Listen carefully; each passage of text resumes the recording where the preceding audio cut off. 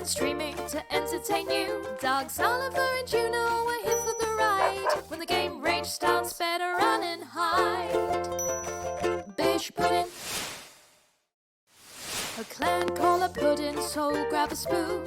Gaming and streaming to entertain you. Dogs Oliver and Juno are here for the ride. When the game rage starts, better run and hide. Bish pudding, a clan call a pudding, so grab a spoon.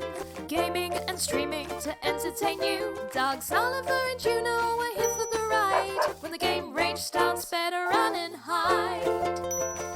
Bish pudding, a clan call a pudding, so grab a spoon. Gaming and streaming to entertain you. Dogs Oliver and Juno are here for the ride. When the game rage starts, better run and hide. Bish pudding, a clan call a pudding, so grab a spoon.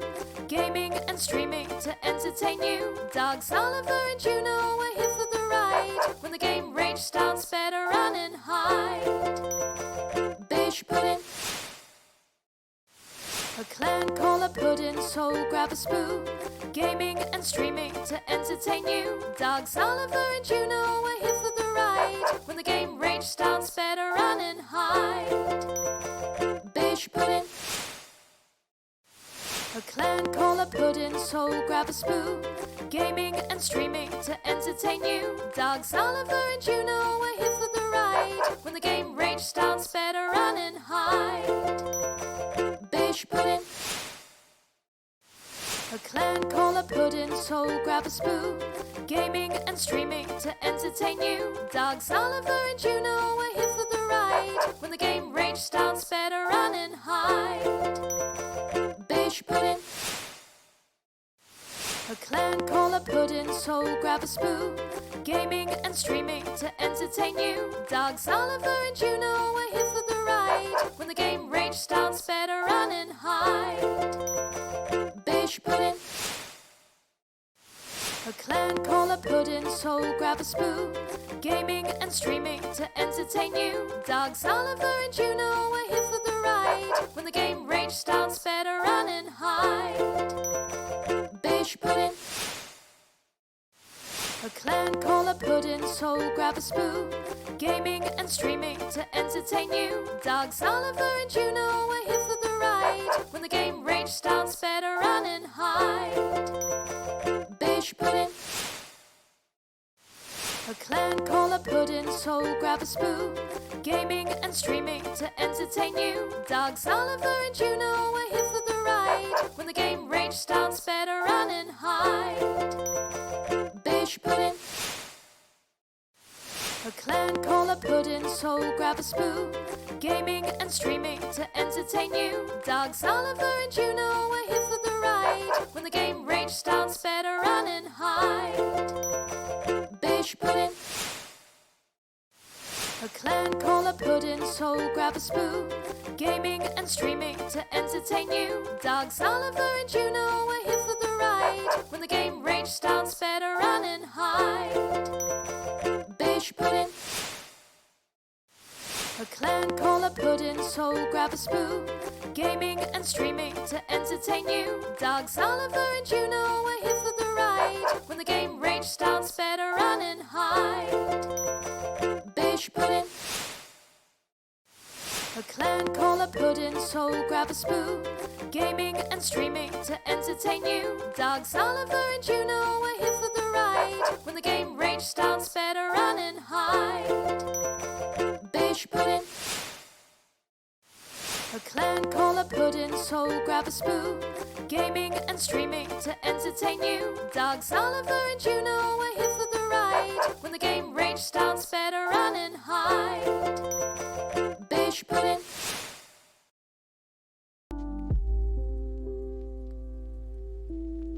Hi. Hello, Baby Yoda. Hello, Beals. How are we feeling today? I'm sorry I was late, but I'm here. I promise. I got a little distracted. Crispy potatoes. Hello. Let me actually. I I just realized I forgot to turn off those sound alerts. We don't need those today. How's everybody feeling in chat? Stay crispy, crispy potatoes. I love crispy potatoes, and I love you, crispy potatoes.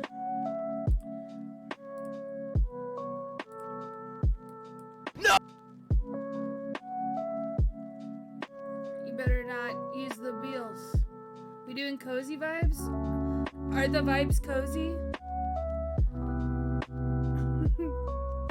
I hope so.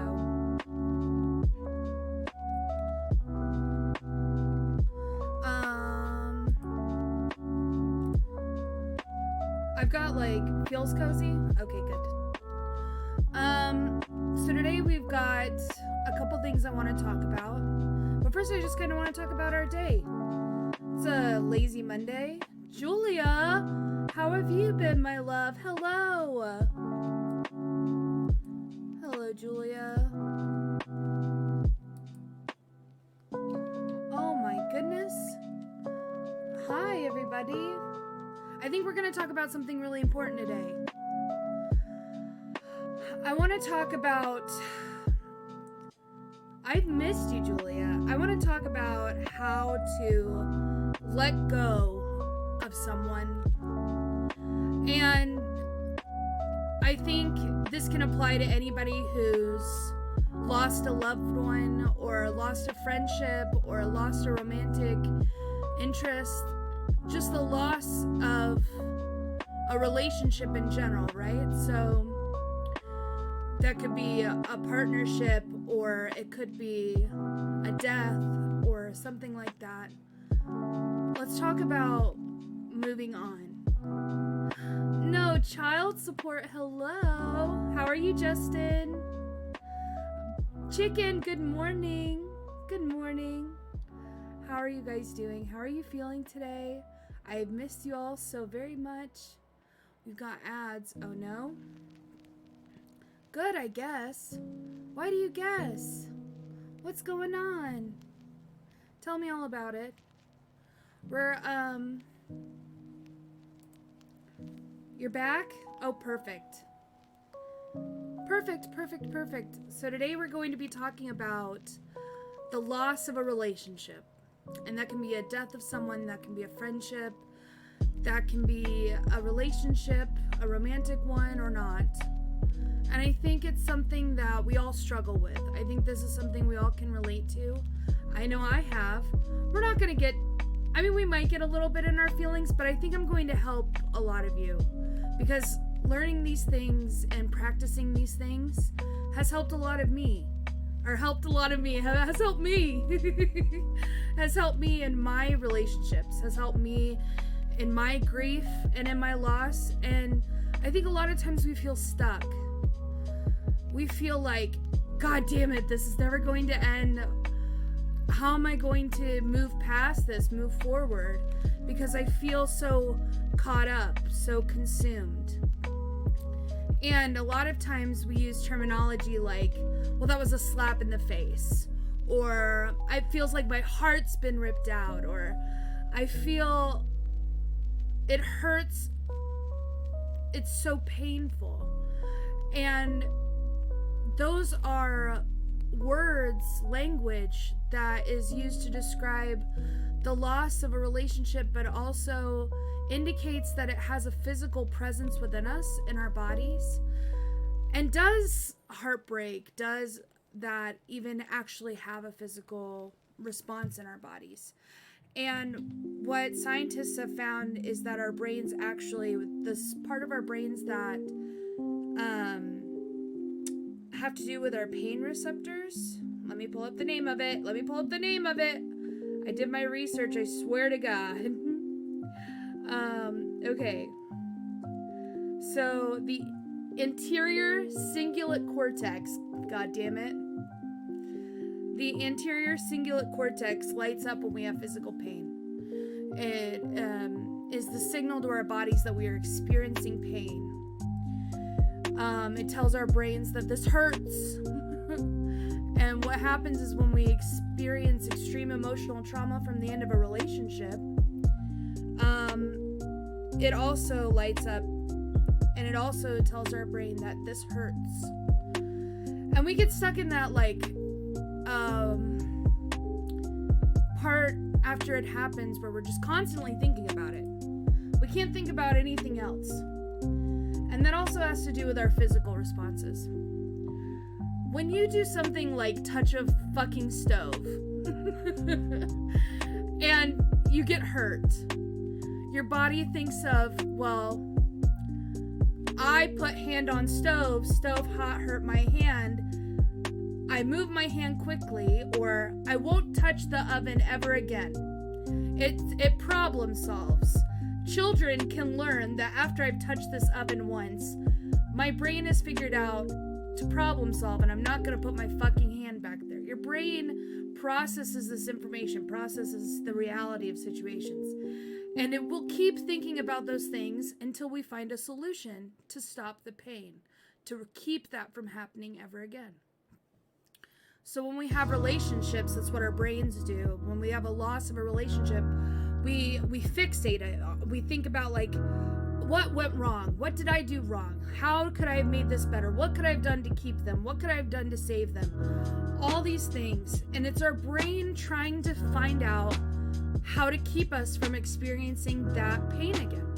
That physical pain that is responding in our brains, our brain wants us to find a solution to it. It wants us to problem solve. And what sucks is that when someone dies, or when someone leaves you, or when you lose a friend, there's not a solution all the time.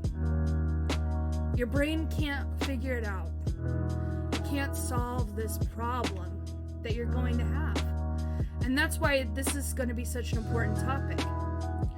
Because we have to learn how to solve these quote-unquote problems in order to process these feelings, in order to move past this loss of whether it's a death, whether it's loss of a friendship, a work opportunity, work relationship, or, you know, a loss of a marriage, a child, whatever it may be. We have to figure out how to get our brains to shut the fuck up. Queen Candy Cane, hi, how are you? Chicken, you said, my best bid disappeared for no reason till this day and I don't know what went wrong. What do you mean? Baby Yoda, Beals, thank you for contributing to the Just Chatting stream. Today's kind of going to be like that because I want to get on this topic. Today, Queen Candy Cane, we're talking about the loss of a relationship and how to move past it, how to move on. And I think this is something we all struggle with. We've talked about why we kind of get stuck in this rut. Our brains are constantly trying to problem solve to get rid of this physical pain that it's feeling. And this pain manifests in emotional pain as well as, you know, a physical pain within our like brain. So it's real, it's genuine, your feelings are valid. It does hurt. It does feel like your heart's ripped out of your chest. It does feel like a slap in the face. It does feel like a punch to the gut, because it is to your brain. Your brain's synapses are blowing off the charts and it's like, how do I solve this problem? What's going on? And you're not alone. It's one of the top things that you'll see if you Google breakups, how to fix a breakup, how to move past a breakup. I can't tell you when I Googled that or when I put that in YouTube, how many fucking videos there were, how many people were blogging about it or talking about it or discussing it.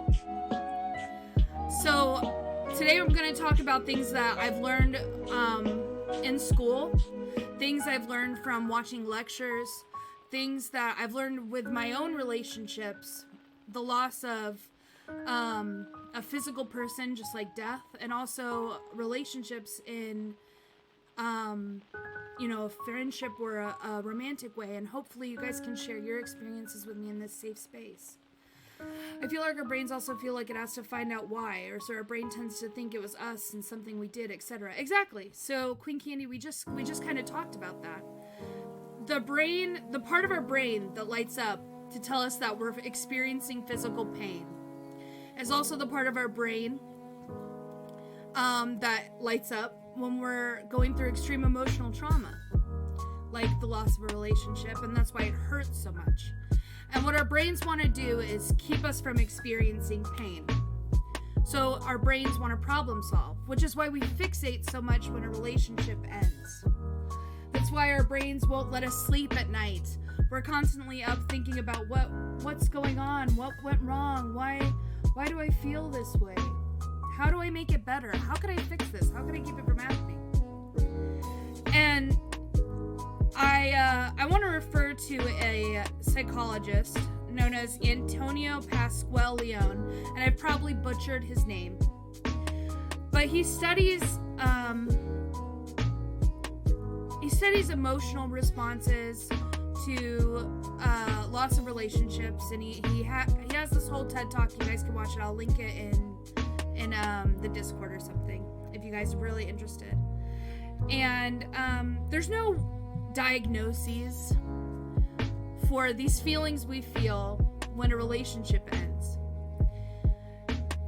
A lot of people just kind of slap the label of grief on it, but that's not all it is. Grief comes with it, but so many other things can come with the loss of a relationship. Relief, sadness, anger, sometimes joy, and then we feel guilty.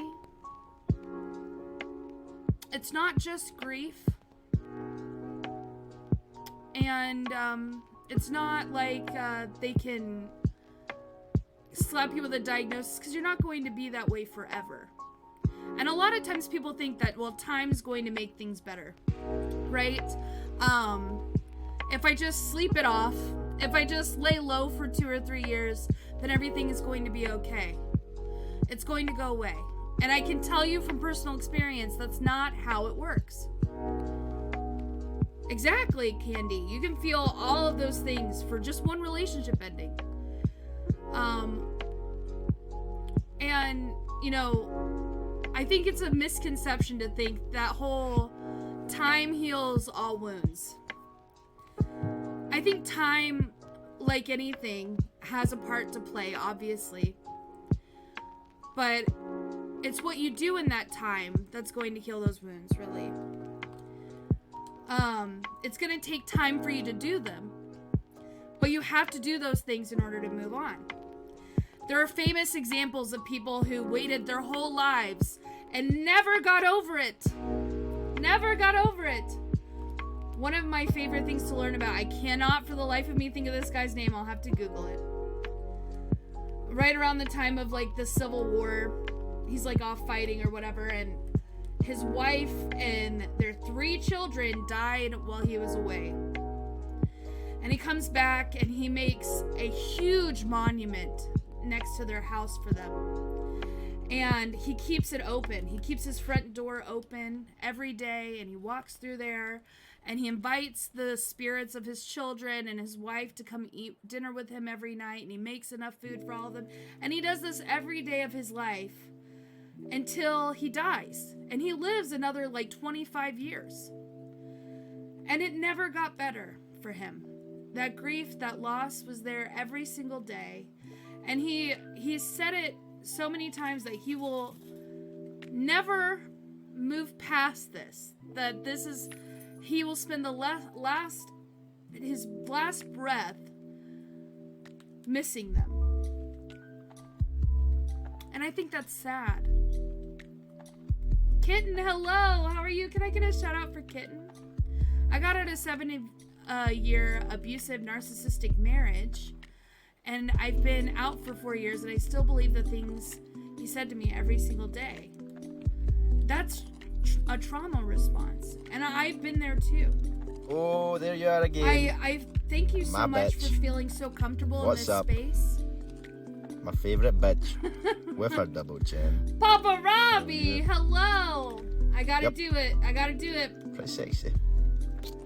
I'm your biggest fan. I'll follow you until you love me. Papa Robbie.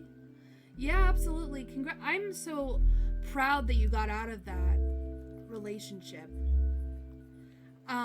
Even though sometimes it doesn't feel like that. When we get out of those spots, it stays with us, right? Colt, hello, Colt. How are you? Any space for a woman? Well, my fire team's always open, but unfortunately, we're doing our Mental Health Monday stream, so I'm kind of just chatting and just fucking around. This is just something that I've got in the background. I'm not even really paying attention. Today we're talking about how to get over a relationship, how to move past it, how to deal with, how to get over the end of a relationship, whether that be the loss of life or the loss of a romantic relationship or a friendship. It doesn't just have to be, a relationship. So, the psychologist I was talking about before, his name, we'll just refer to him by his first name, Antonio. He does this whole study. They put up this big sign in this college and they say, do you have any unresolved, what did they say? Do you have any baggage or unresolved business with the loss of a relationship or life? I can't afford therapy. I've been in therapy for that, and my therapist has wanted me to be a peer advocate for survivors, and I want to, but I'm not there yet, I feel. I totally understand that feeling because it's so much.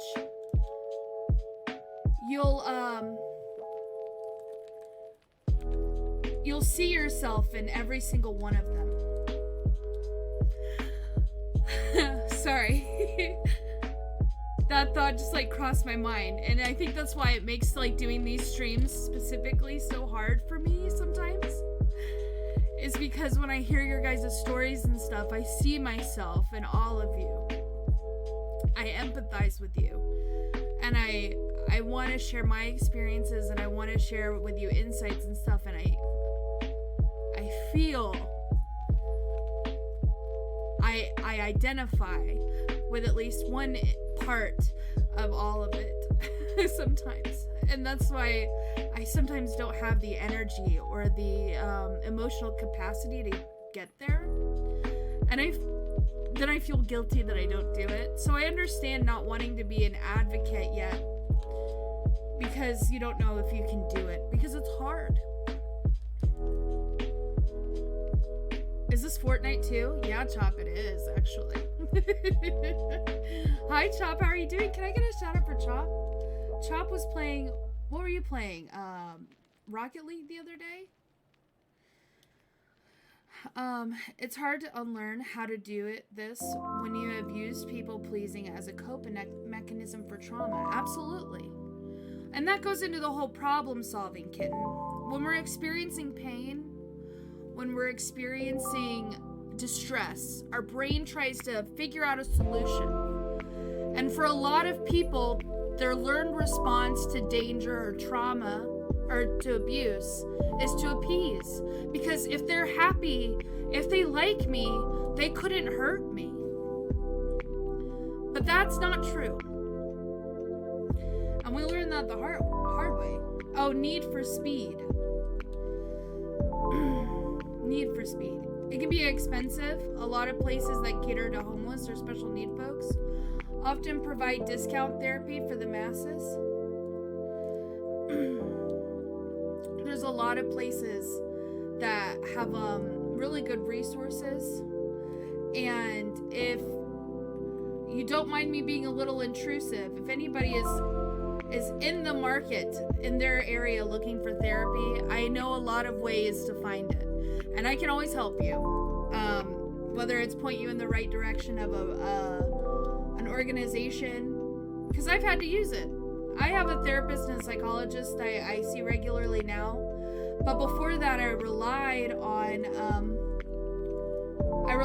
like free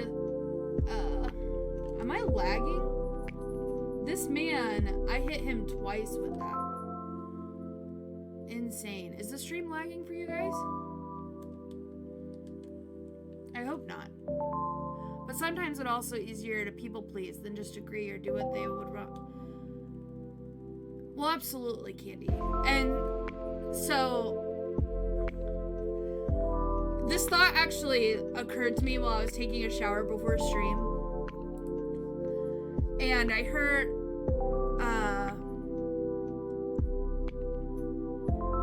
we all know what manifest destiny is, right? And all that shit. Like, if you put this energy out in the universe, it'll come back to you.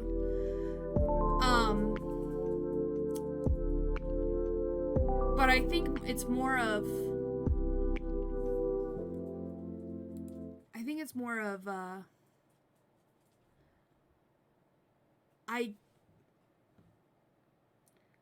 all that I'm going to get is all I've wanted.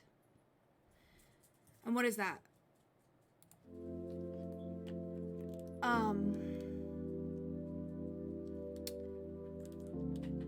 When we are just focused on finding relationships because we're afraid of being alone. And so we cling on to the first person who's going to be there for us and fill that need. Because all we're looking for in a partner is somebody who will keep us from feeling alone.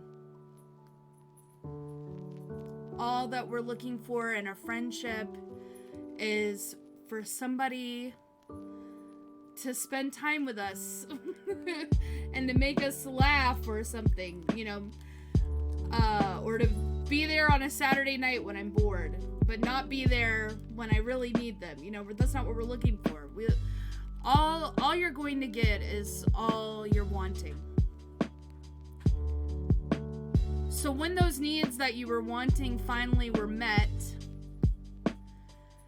and you realize that you should have wanted so much more, you get in these relationships with people because you're lonely. But then when you're in them, you realize there was so much more that you should have wanted out of a relationship that you weren't looking for. And I think that's true with a lot of things, right? When we sit down with our goals and our dreams and our ambitions, all you're going to ever accomplish in life is all that you seek, all that you want. In other words, like, for example, if you just want, you know, to get married and have a kid, that's all you'll accomplish. That's all you'll look for. That's all you set yourself up for to do. But if you want to be happy and fulfilled, and, you know, those things might not just be limited to those things, but yet you've never set out your life to accomplish those things because, you know, all you wanted was to have a marriage and kids because you thought that would make you happy. You know what I mean? I might not be explaining this right. I miss Trials. Hello. Justin has the best hair. Easier for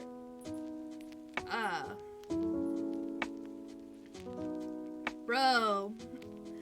Big shout out to I Miss Trials. If you guys don't know who Justin is, he's a fantastic Destiny 2 streamer, one of my closest friends on this app, and he's amazing. He also has really good hair.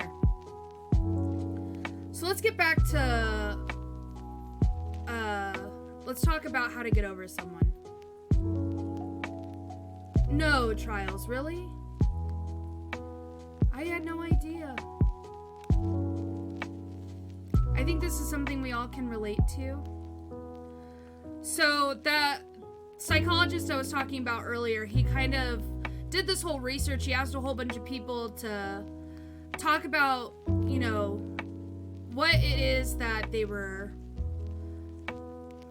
unfinished business, what their baggage was after a relationship had ended, whether that be romantic or the death of a partner or something. What was their baggage? And what he found out is that it actually kind of has a pattern. And I know what you're going to say, well, pudding! Isn't everybody's brains different and how they work different and every relationship different? And yeah, it is. Absolutely it is. But there's a scientific method to the madness, if you will. we all kind of go through these seasons, and it's all different. You know, you might do these two at the beginning and this one at the end, or you might be doing all three at the same time. It's layered, it's intrinsic, but they happen, you know, and it happens time and time and time and time again. And it's backed by research and stuff, and I can post it in the Discord. I will try. Beals, remind me to post it in the Discord, please, so people believe me. It's not just, I'm not just talking out my ass. This isn't some clickbait shit that you're gonna find on Facebook or YouTube. This is backed by clinical research studies and science. And so the first step, he boils it down to 3 steps, right? The first step is you're gonna get fucking upset. And I think that's pretty fucking obvious, okay? And there's things you're gonna do in each of these steps, and there's things that are gonna make it better. And I know that's a generic title for this step. You're gonna get upset. Let me explain. You're gonna get upset. At first, you're gonna say, I don't know why I feel this way. I want to get over this. Whether it was an amicable breakup, whether I broke up with them, whether, you know, I knew they were going to die. They've had cancer for forever. I knew they were going to die. I don't know why I can't move on. I don't know why it's 2 years and I'm still here feeling all of it all the time. I'm sad.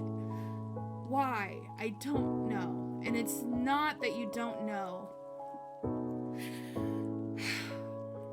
Sorry. I've been there, okay? I don't mean to make you all cry. It's not that you don't know. You've got to learn what the new normal is.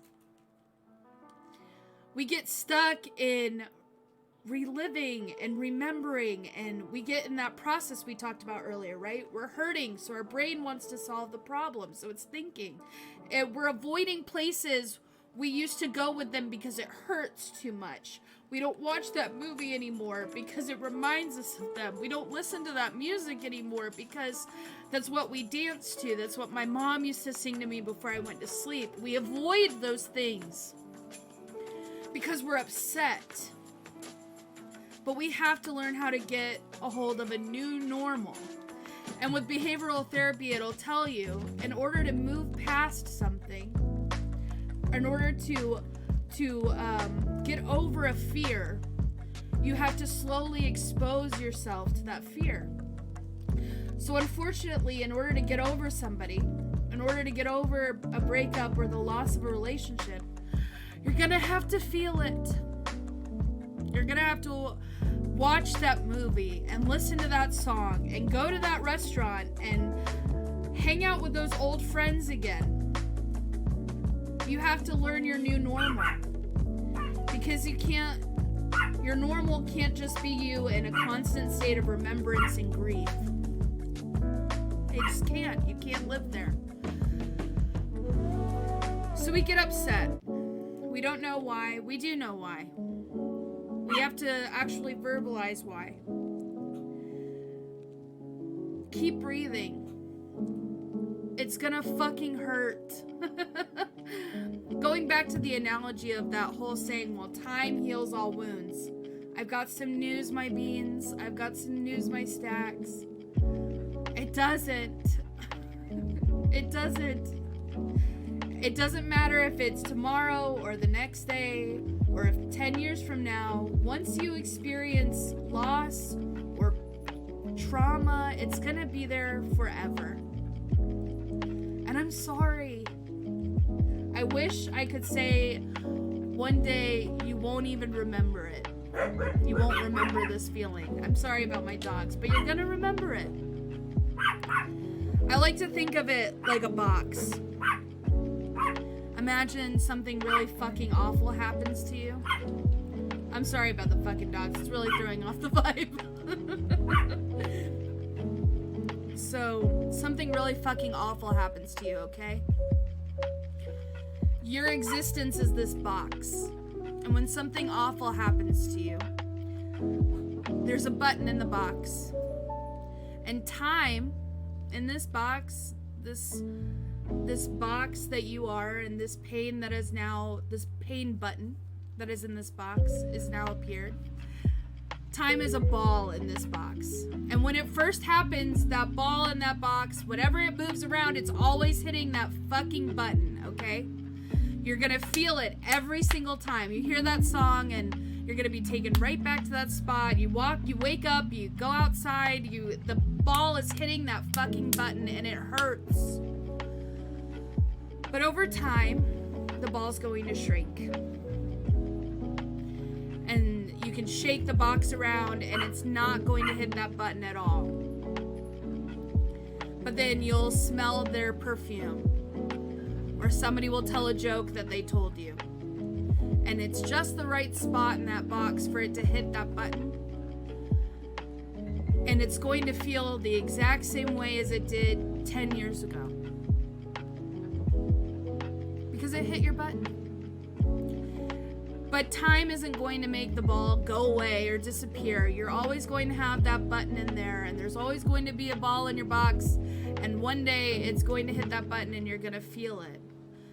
But over time, the ball's just going to get smaller. If it makes sense. I'm saying ball a lot for a mental health stream. Okay. We're saying ball and button a lot. But you know what I'm saying? It doesn't go away. So, step one, we get upset. And we have to get adjusted to this new normal. And where people get stuck in this stage is they get stuck in the blaming phase. They blame themselves. They blame God. They blame them. They blame circumstance. And it's okay to want to point fingers at, she said this and he said that, and God should have answered my fucking prayers. I pray every day. But it happened. So we have to be upset. And we have to stop blaming.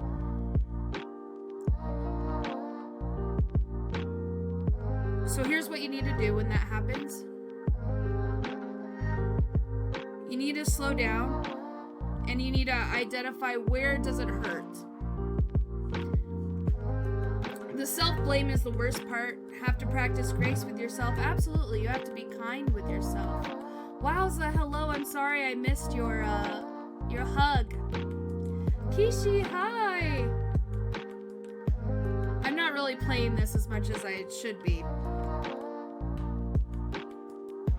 When you're dealing with loss and you're dealing with heartbreak, and this is any relationship, friendship, death, romantic, what's the worst fucking part?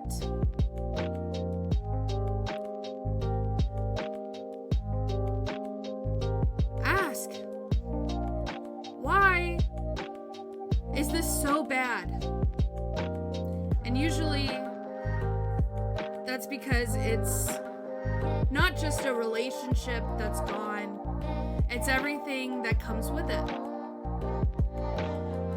With your partner, that's kids, or with your mom, that was memories. With the loss of your child, there goes all the photo albums, the graduation, the marriage they could have had.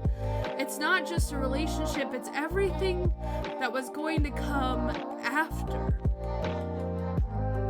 That's gone too. This is how I enter my house. What's up, fuckers? Uncle Bucket! Oh my gosh! Uncle Bucket, hello! How are you? We're over here crying and partying. Let's go! You better rock, you better jump, jump, jump. A potato flew around my roof before you came. Damien's balls, let's go! Uncle Bucket, how was your stream? Buckets for Bish, I love it! And then we rock, okay! A potato, hey, hey! Let's go!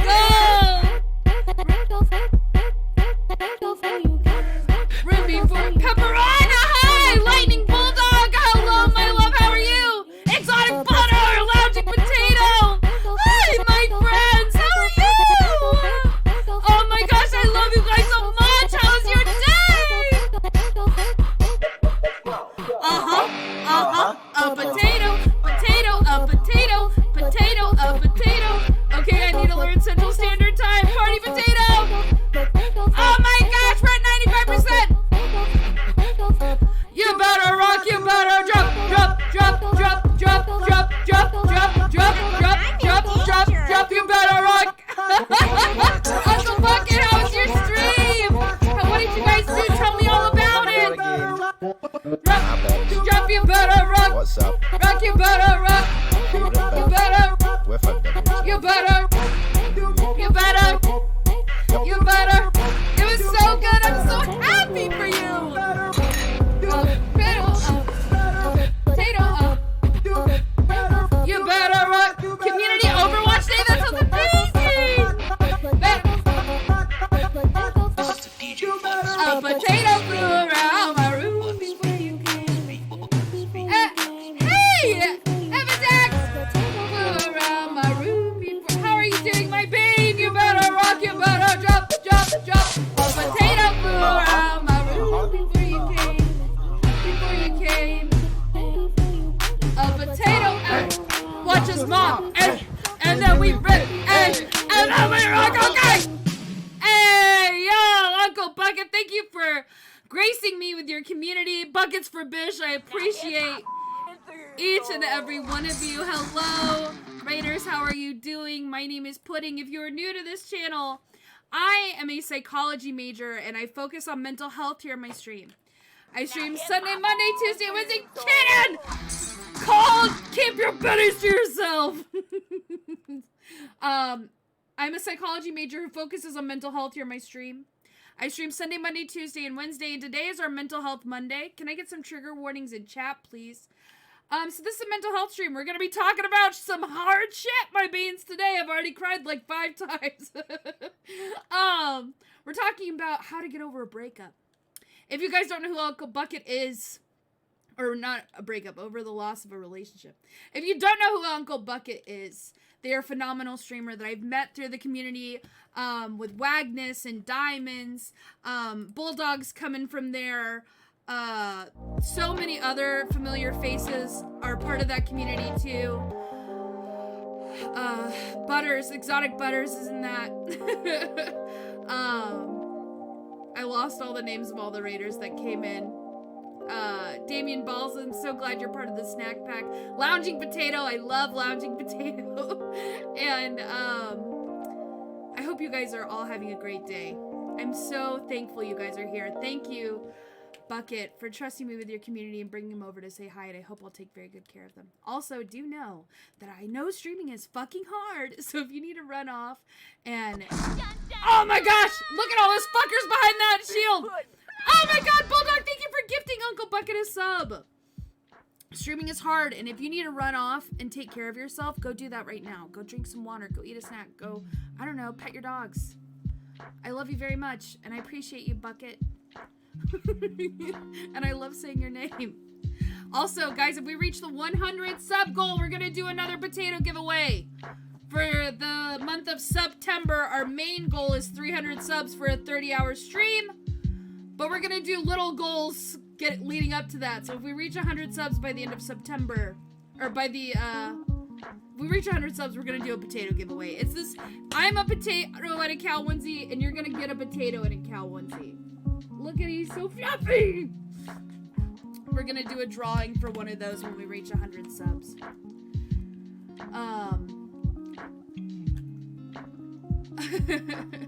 We're doing Iron Banner. Keiki, how are you doing? Thank you, Bulldog, for gifting that sub. Chips in the chat? Chips in the chat? So, we're talking about how to get over somebody. And I lost my train of thought. when the hype train fucking was popped up in this bitch. Bucket, I hope you're having a good day. Sorry I've been influenced by Dodo. I think we all have. So, this conversation is going to apply to anybody who's ever struggled with those feelings that come after a relationship ends. And we're not just talking about romantic ones. Today we're sharing stories about, we're crying in the club. No worries. Thank you for being such gosh darn welcoming. I adore you, Bucket. Let's get another Another shout out for Bucket. What vegetable are you, Bucket? What vegetable are you, Bucket? What vegetable are you, Bucket? We doing the goddamn thing, friends. I am, Are you a pepper? You're a pepper with a You're a pepper with a crown on it. You're a pepper with a crown on it. That's cute. That's cute. Kisses for Bucket. So I'm playing Destiny 2. If you guys are new here, I play a variety of games, but I mainly focus on Destiny 2. We also do a community game day on Wednesday. I also have a podcast that I do with two of my best friends, and we do that on Fridays. And I do, Dex, no! Thank you for the biddies! You sweet, sweet bean. I'm gonna put those in my purse. I'm gonna put those in my fucking purse. If my purse would show up. Oh, it's so heavy with all the biddies and subs you're giving me. I don't know if my little potato arms can take it. All these subs and things go right back into the channel. Why we have such a big goal right now is, one, I'm broke. And I want to do cool things for my 2-year anniversary coming up in November. And so this is funding that. We got new emotes and stuff. That's a mood. And we've also got new games, and I've got so many fun plans, and that's why we're doing this crowdfunding, so to speak. Shoulder charge, but per style, exactly. So yeah, I'm a psychology major, and our main goal is to create a community and culture of kindness. So let's get back on topic. You guys are distracting me with this hype train. You want to derail this mental health stream? Not today. I took my Ritalin. We're gonna be so laser goddamn focused. Kindness? How dare the audacity? I took my Ritalin today. We're gonna be on topic. Oh my god. Now hit my.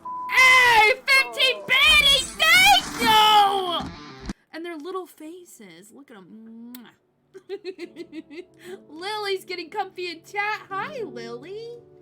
Get snug and comfier for this one. So,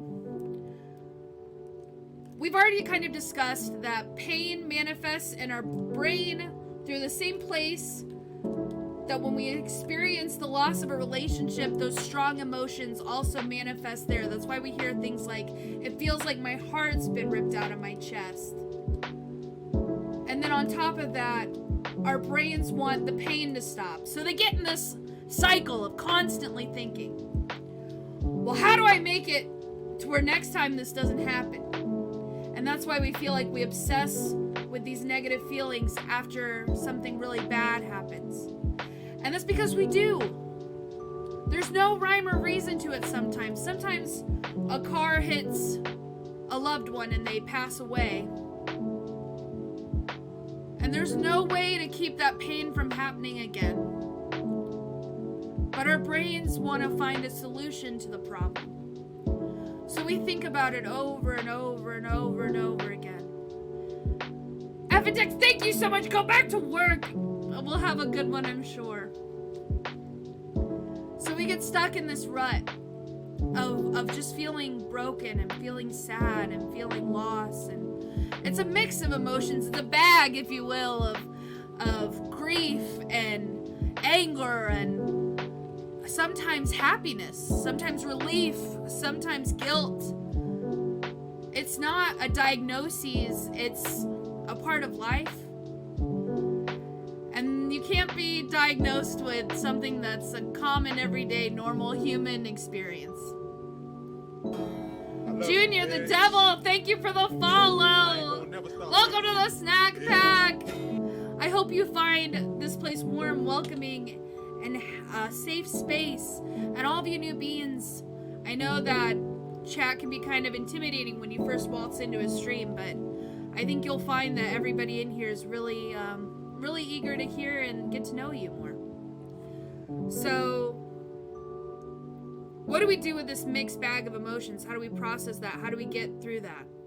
We talked about step 1. Step 1 is be upset. Feel what you need to fucking feel. You're gonna feel it. You have to get used to this new normal. When we get into relationships and things end, we avoid places we used to go. We avoid songs. We avoid games. We avoid movies. We avoid people that remind us of why we're hurting. We want to walk away from all of that. We want to ignore it. We want to move past it. And you can't until you learn what your new normal is going to be. You have to experience what life is like now that it's over. And with behavioral therapy, we've learned that in order to get over a fear, to get over an aversion to something, is to slowly but surely experience it over and over again. Little bits at first, and then eventually you'll be able to handle it. Like if you're afraid of bunnies, maybe being in a room with one and then eventually petting it and then holding it kind of deal, you know? Start with maybe listening to that song and crying for a while. And then maybe next time you can go to that restaurant you guys used to eat at. And it's okay to still be sad during the whole thing. We have to verbalize where does it hurt and why does it hurt. When relationships end, oh, I remember, this is where we were at before the raid. When relationships end, whether it's a death or a friendship or a romantic relationship, we're not just losing that person or that relationship, we're losing everything that comes after. We're losing ourselves in a way, the future of who we thought we were going to be with them, or the things we thought we'd experience with them. Whether that be children, or more memories, or more time, or their future, watching your kids grow up, all that goes away. So we're not just grieving a relationship, we're grieving the death of all of our children that would have come from it. We're grieving all of the moments that we would have had with our mom, every Christmas, every holiday, every birthday, every time we got scared and wished we could call them. We're not just losing that person or that relationship, we're losing every experience that would have come after. So we have to verbalize that too. I felt that when I was married and I was pregnant and I lost a child in that. And I got stuck on that for a long time. I got addicted to drugs. I wanted to numb the emotions because I didn't want to get used to my new normal. I tried to kill myself. I got sent to a hospital and my husband wouldn't come and my family wouldn't help me, and I couldn't get over what I had lost. I couldn't get over the baby pictures and the little outfits and I couldn't get over the family I had pictured in my head, this perfect marriage with this beautiful little baby.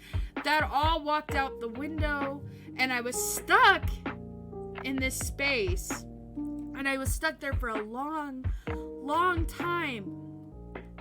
And I just started processing a lot of that grief and a lot of that hurt years after, because I didn't want to get used to my new normal. We talk about, well, time's gonna heal everything. If you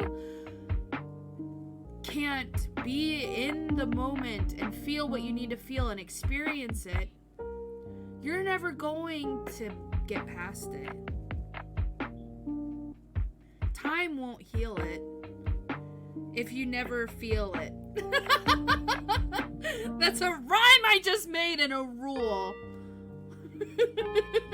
That's the new saying. Not time heals all wounds. Time won't heal it if you don't feel it. I'm gonna write a book! Feels. Put that in the reminders. Remember to write a book. So Lexon, Thank you for contributing to the Just Chatting stream. Now, I'm not sharing my trauma with you to trauma dump. I love you, bitch. Expert Ed, hello! You did come in the Buckets raid, and you're down for this energy high. If you guys are just waking up from the raid, my name's Pudding, and I'm a psychology major who focuses on mental health here on my stream. And today is maybe your somberest stream of the week. It's our Mental Health Monday stream, and we're talking about how to get over things. Specifically relationships. On a lighter note, I have a bee filter that I'm obsessed with, but that is neither here nor there.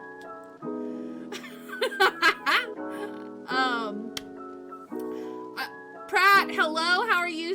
How are you, my bean? So, I'm not telling you all this stuff about me for pity or anything like that, but I want you to know that when I'm talking about these things, I've felt these things. I'm not just some Twitch streamer out there. This is how I enter my no, house. Brad! What's up, fucker? Brad's walking in the building. Hey, yo, Brad, how are you doing? I'm telling you, Beals, emotionally, I am not ready. I'm like crying and like, potato party, you better rock, you better jump, jump, jump. A potato flew around my room before you came. Welcome, Raiders, Brad, how was your stream? A potato, watch his mom, and then we rip, and now I think the juxtaposition is very funny.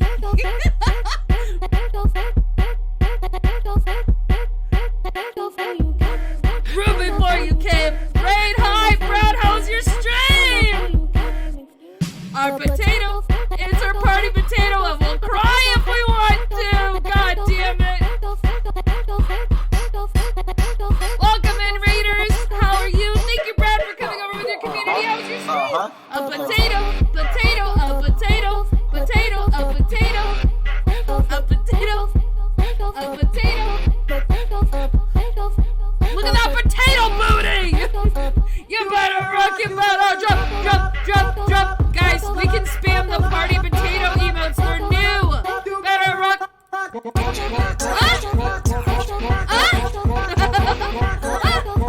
You better rock. You better rock. You better. Better. You better. Better. You better. A potato flew around my potato You better rock, you better jump, jump, jump, jump. Look at all those beautiful party emotes. A potato flew around my room before you came. A potato flew around my room before you came. You better rock, you better jump, jump, jump. A potato. I'm twerking and y'all can't even see. I'm like crying and twerking. A potato. Watch his mom. And then we rip. And then we rock. Okay. Oh, this is why I go to therapy. Hi, Brad. How are you doing? My name's Pudding. Thank you so much for blessing me with your community and bringing me over here to say hi. If you guys are new to this stream, I'm a psychology major and I focus on mental health here. I stream Sunday, Monday, Tuesday, and Wednesday. What we're doing right now is a mental health stream. Can I get some trigger warnings in the fucking chat? If you guys don't know who Brad is, he's an amazing human being. I love him with my whole heart. He plays Call of Duty Modern Warfare and some other games. And if you guys want to check him out, he's part of the snack pack, part of the ship, part of the crew. Go check him out. I don't know. I'm just making shit up at this point with sayings. This is a mental health stream. We're talking about a lot of things. Specifically, we're talking about how to get over someone. And I think that's something that all of us can relate to at some point in some way. Whether that's the loss of a relationship or a loved one or a friendship or a business partner or something like that. Everybody has feelings about loss. I've recapped this 4 times, so I'm not going to do it again. And if you have questions, let me know. I'll answer them. But I need to stay on topic. So we're moving on to point number 2. And if you guys are new here, I'm so excited to meet you. Xe Burton, how do I say your name? Right before the raid, you'd followed and you said you were here for the energy. I want to make sure I'm saying your name right. You came in the Buckets raid. Also, Brad, if you don't know Uncle Buckets, can I get it's just Zeb. Oh, I always forget the X makes the Z sound. Like xylophone. Zeb.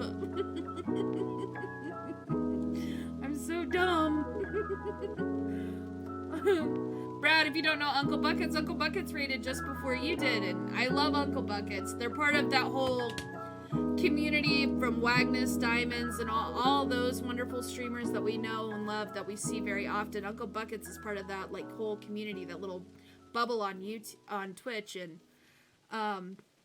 if you don't know who Uncle Buckets is, you're gonna love those vibes, that energy. So back to how to get over a relationship, okay?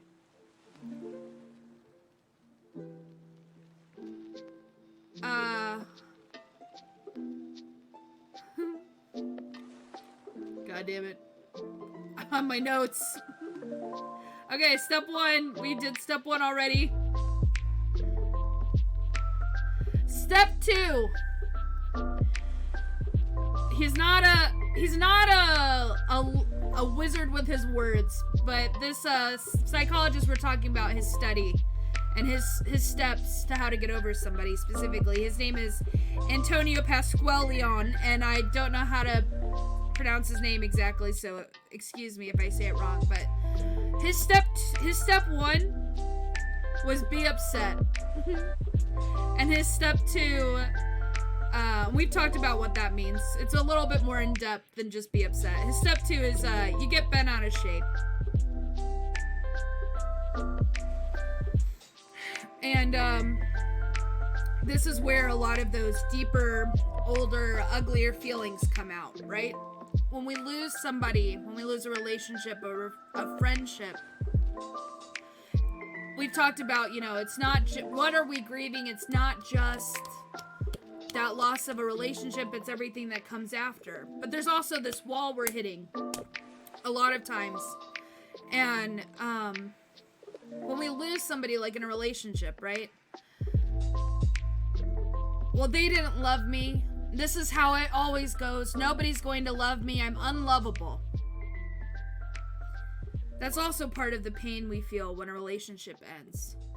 This is just another person who's let me down.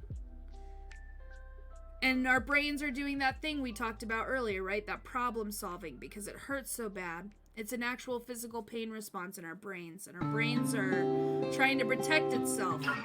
So it's trying to come up with solutions. So it says, you know what? It's me! I can't find a reasonable explanation for why this is happening to me, so it must be me. Or it must be my fault. The universe hates me because I'm a bad person. So I deserve these bad things to happen to me. It's happened to me my whole life. Of course it's gonna happen again and again and again, and I should just get used to this. It's the same old story. So what do we do in this step to feel better? How do we deal with these emotions that come from the end of a relationship? Suddenly. Demon's Blood! 18 months. I cannot believe how long it's been. I love you with all my heart. Thank you for the sub. Guys, if we reach 100 subs... Oh, it's on this side. Over... Oh my god, it's... Oh, About 60 it's miles. over there! The top corner of your screen. If we reach 100 subs, we're gonna be doing a potato plush giveaway. Look, our goal for the month is 300 to do a 30-hour stream. So it's contributing to that goal too. But our first mile mark is 100. And when we reach that, we're gonna give away another one of these plush potatoes. So we're on our way there. We're almost halfway. When we reach 50, we're gonna do a giveaway for one of those. Somebody in the community is gonna get one of those.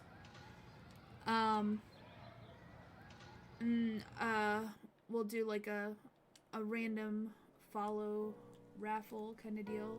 Everybody will, whoever's in stream that day, it'll be from that pool of people. So, God, where was I at? Me stopping in the middle of a Crucible match. So we've come to this conclusion that life is just out to get us, that we're feeling these things. We've lost this person because of us. Because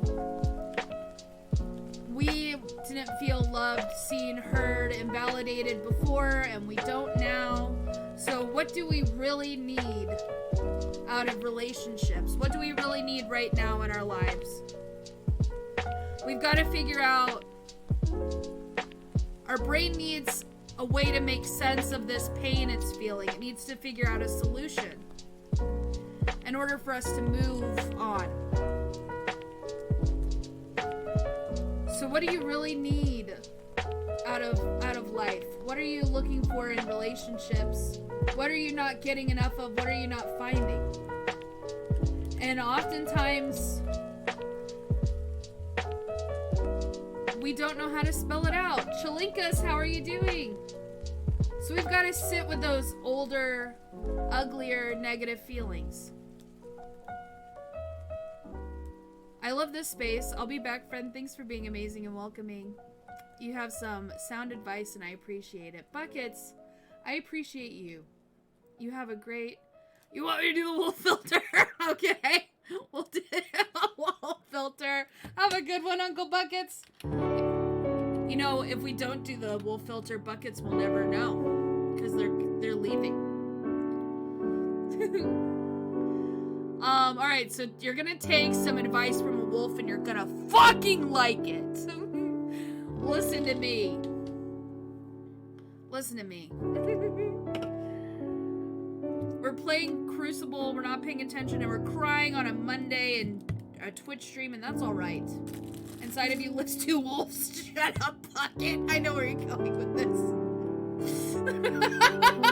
The way the legs are so straight up and down, kitten, I know. I can't with you guys anymore.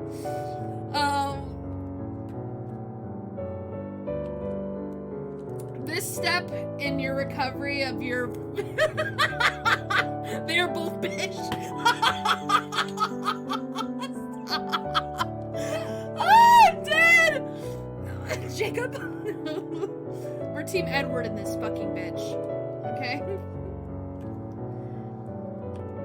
This step in the how to get over a breakup, or how to get over the loss of a relationship, or the loss of a death, or I mean a loved one or something, or friendship, or a business partner, is what do you need? How are you going to get it now that they're not here? And this is about you, not them. This isn't, well, I need them to apologize. I need them to explain why they did this to me. I need them to... I don't know. Any of those reasons we make up in our heads of what we need. Shut up, Cole. Cole! Listen, I'm a wolf and I'm gonna talk about sad stuff and that's gonna be okay. This kind of sounds like a Twilight song, low-key.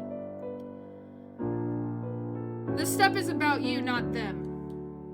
So stop looking for, this is what I need. I need them to come back. They're not going to come back. So what do you really need? Oh my god, if this isn't a scene from fucking New Moon, I can't anymore. I can't anymore. They're not going to come back, Bella.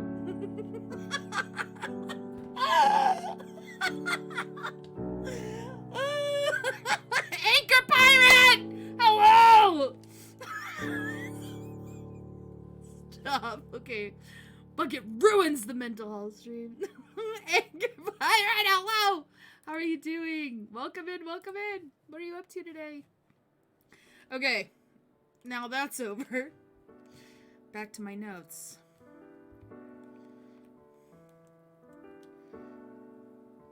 In order to get over the ending of this relationship, you gotta figure out what you need. Not about them, not what you need from them, what you need for you that you can find and give to you. I have the best news. Wrathful, what is it? What is the news? This is a safe space, guys, and we can diverge from this topic if we need to talk. Anchor Pirate, I hope you're having a good day. 100 followers just hit. I'm so proud of you.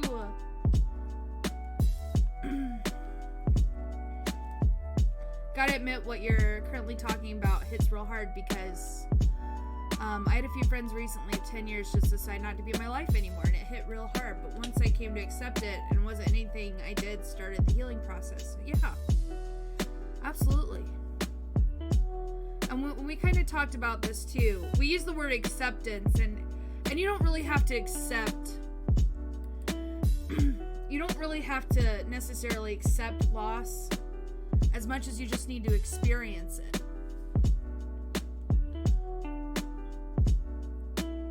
I think that's where we kind of have that disconnect, right?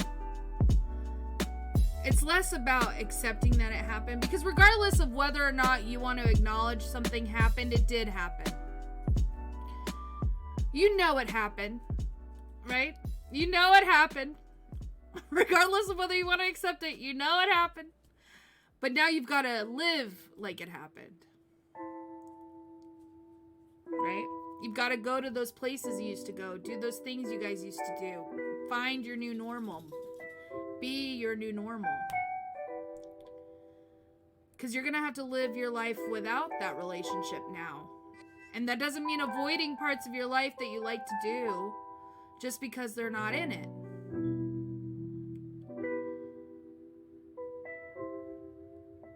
When I lost my, when I had that miscarriage, I was a waitress, and I switched from being a waitress to working at a bar because babies aren't allowed in bars. I stopped going to baby showers and just being around children in general. It's still to this day really hard to be interacting with children on that level, especially really young ones. And that was my way of not accepting or not living my life in this new normal. If I thought if I could just avoid it, if I could just keep away from that trigger, that reminder, then I could move past it, but I didn't. It wasn't until I started slowly experiencing, my sister had a baby, and that was hard for me. And I just had to say fuck it and be there for her. My partner, his sister just had a baby, and it took a lot to be able to listen, and now I ask about the baby. And that's something that I couldn't do a few years ago. I now can take care of people at restaurants that have kids and stuff, so that's like an example of when we're losing a relationship or we've lost something. We tend to live our lives in a way that keeps us from living without them. Because that's what we want. We want to live with them, right? We don't want to live without them. So we avoid doing the things or being around the people that remind us of them, that remind us of what we were going to do. We stop pursuing our passions because we don't want to be happy without them. Can I say something about it? Absolutely. So it's less about accepting that something's happened and more about living now that it's happened. And I guess acceptance is part of it. But it's happened. I actually didn't realize I was grieving until my therapist mentioned it. Exactly. We don't know sometimes why we're feeling these things, why we're so upset.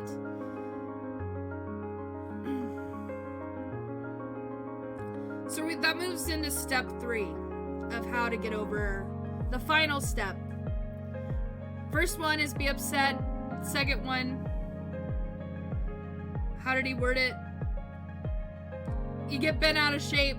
And the third one on how to get over the loss of a relationship is going to be anger and grief.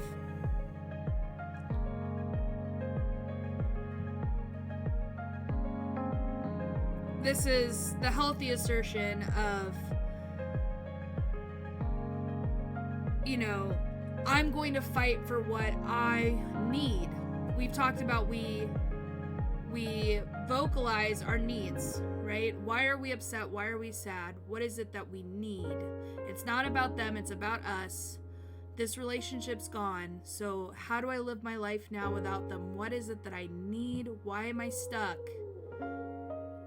in these negative spaces and these negative feelings without them? How do I move past that? Where you get angry. We're not gonna take it. We're not gonna take it. We're gonna fight for what we feel we deserve.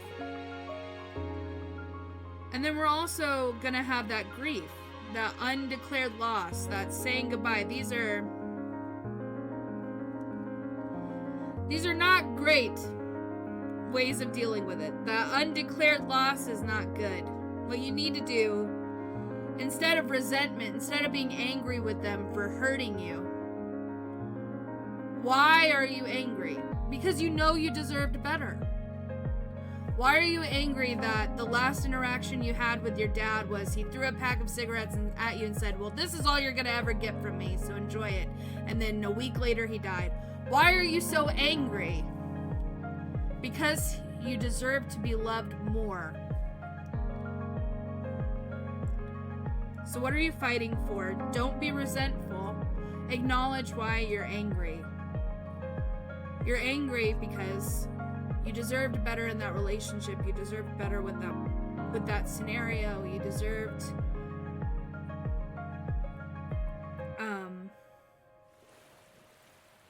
your value. You recognize what you need, and you recognize what you want, so you're going to fight for it instead of being resentful.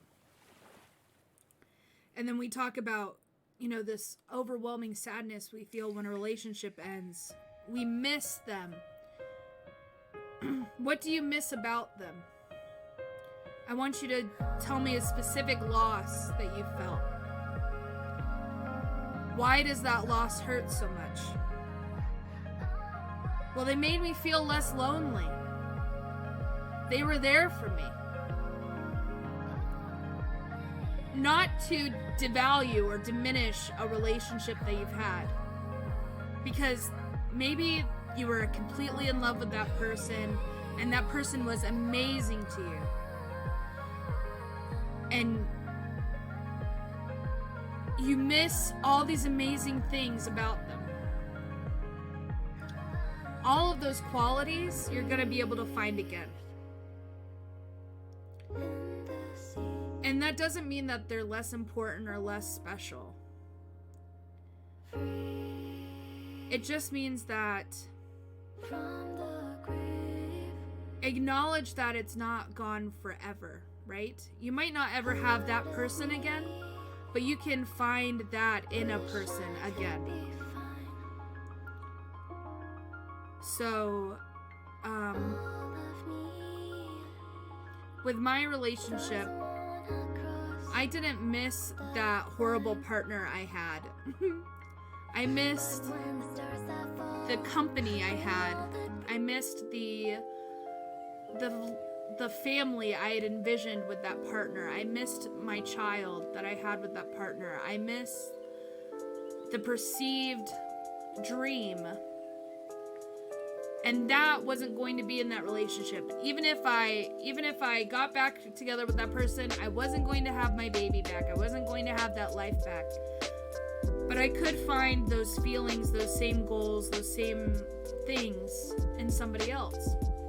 And I did.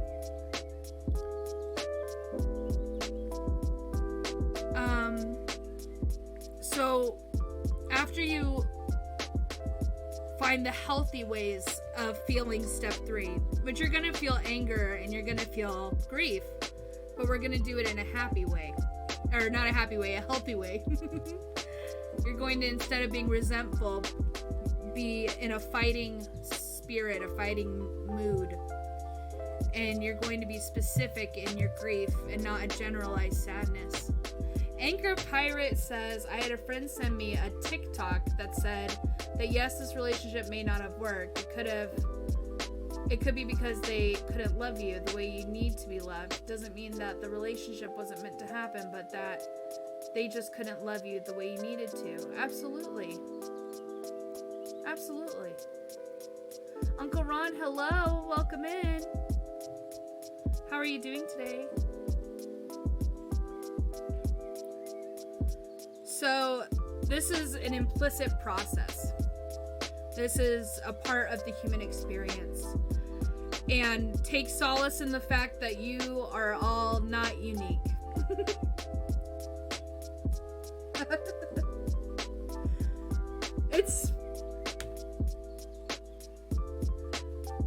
Everyone dies.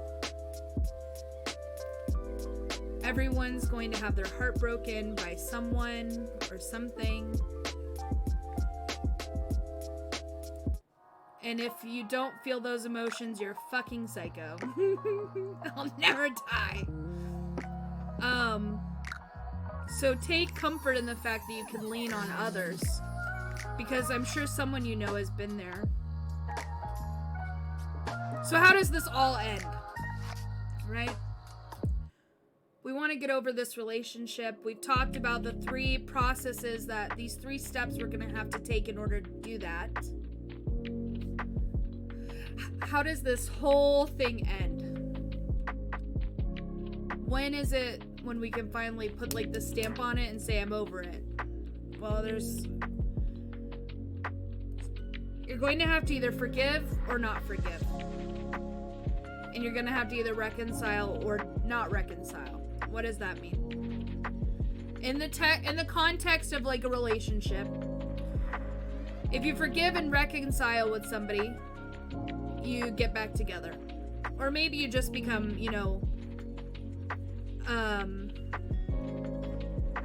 friends again, or maybe forgive and reconcile is like,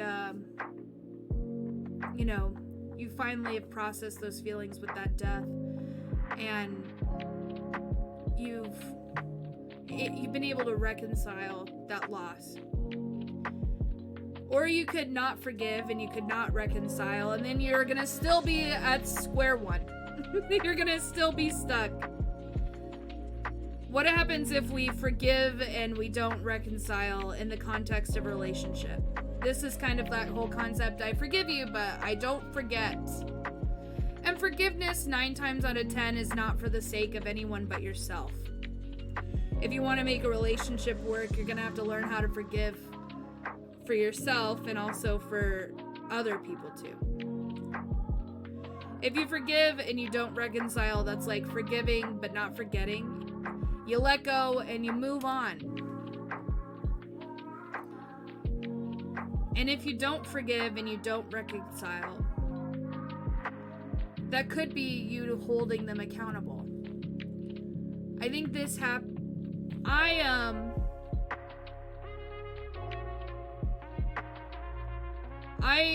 forgave on my own. I never told my partner that my ex, that I forgave them. But I kind of did the forgive and don't reconcile. And I moved on my own, right? I didn't need their validation or them with me to do that. But you could not forgive and you could not reconcile in a relationship at the end of it. And what does that mean? You hold the other person accountable. You say, hey, that's not going to work. That's not okay. And we're not going to get back together. But I'm going to be okay. There's a shift in power. You see things in a different light. Now that you've addressed all these things, like what is it that I need? Why is it that I'm angry? Why is it that I'm sad? What are these losses? What are these feelings? I don't forgive you, and I don't want to reconcile with you because what you did was wrong. And I'm going to hold you accountable, and that's where we're going to end it. And I'm gonna still be okay after that. You don't have to forgive anybody you don't want to. Forgiveness, like I said, a majority of the time is not for anyone but your fucking self. And even then, not forgiving can be for yourself too. I have this tattoo on my arm of an elephant. Okay, you can't see it. You can't see it, but it's an elephant holding a balloon. And I got it when I was like 18. And on it, it says, let it go. Now, keep in mind this was before Frozen came out, all right? So it's not a Frozen quote, but it let it go. And what it was it symbolized for me that elephants never forget a goddamn thing. And that's the saying, right? With my trauma, with my negative feelings and stuff, I don't forget them. I don't know how to forget them. I can't. But I can let them go. I can move on. And I can live my life. I can find my new normal. And be okay. I've had one relationship and it lasted 1 year and a few days before Christmas. When I had planned to propose, I woke up half an empty bed, a note on the fridge, and I'm sorry for breakfast. I'm so sorry you felt like that. Thank you for feeling comfortable and sharing with that. Rise, I've had relationships where I was cheated on and one where I was both the other man and the other one cheated on. I learned to not tolerate that shit, right? We talked about, like, when you lose a relationship, you get angry. And that's not always the healthiest. But you can have that channeled into what am I fighting for, right? Why am I feeling these feelings? Why am I feeling anger? Well, it's because I deserve better. And so I'm going to put my energy and focus into finding that because that's what I need. So like I said, you know, these aren't like a ABC kind of scenario. This is steps that will shift and change. You know, like you might feel step 3 first and then step 1 or, you know, whatever. Diablo, hello, how are you doing? Welcome in. We're having a mental health Monday stream. Can I get a trigger warning in chat, please?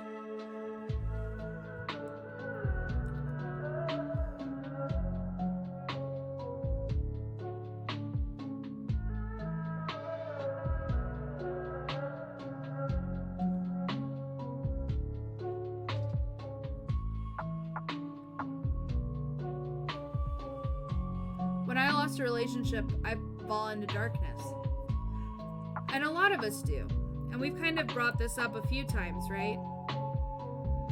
I think the example I gave earlier. So there's a part of our brains where we feel pain. So when we experience pain, the part of our brain that lights up, God, fucking damn it, what's it called? The anterior cingulate cortex, I think. Okay. Yes. Okay. So physical pain manifests itself in that part of our brain. And our emotional pain, also that part of our brain lights up when we're experiencing emotional pain. You'll hear like, feels like my heart's been ripped out. When I experience like the biggest loss and grief in my life, I wanted to crawl out of my skin because it hurt so bad. I think that's why a lot of people jump to like wanting to end their lives and stuff after somebody that they really love dies. Because it hurts too bad. It hurts too much. I can't take it. Our brains can't take it. And it's something that you can't see on the outside. It's something that's on the inside.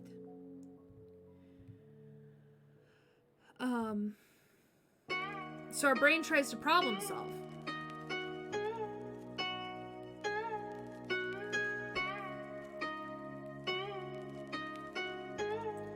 Harley, you said, I've been having bad depression. My mental health, I've been in a bad place since August. Though now I even went a week in a mental ward and I'm still struggling with things on how it ended and I'm not me anymore. So you're always you. Nobody can take that from you. I know it feels like when somebody leaves us, they take a part of us with them. But the part that you are grieving, the part that you feel like you've lost, hasn't happened yet.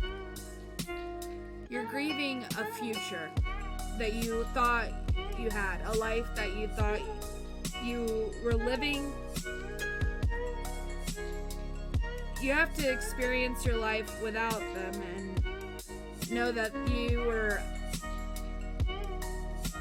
you before them and you're still you after them. You're just not the you were going to be with them. Does that make sense? I know it's hard. And I know that it feels like you don't know who you are anymore and that life is over. Your life isn't over, but the life that you were expecting to have with this other person is over.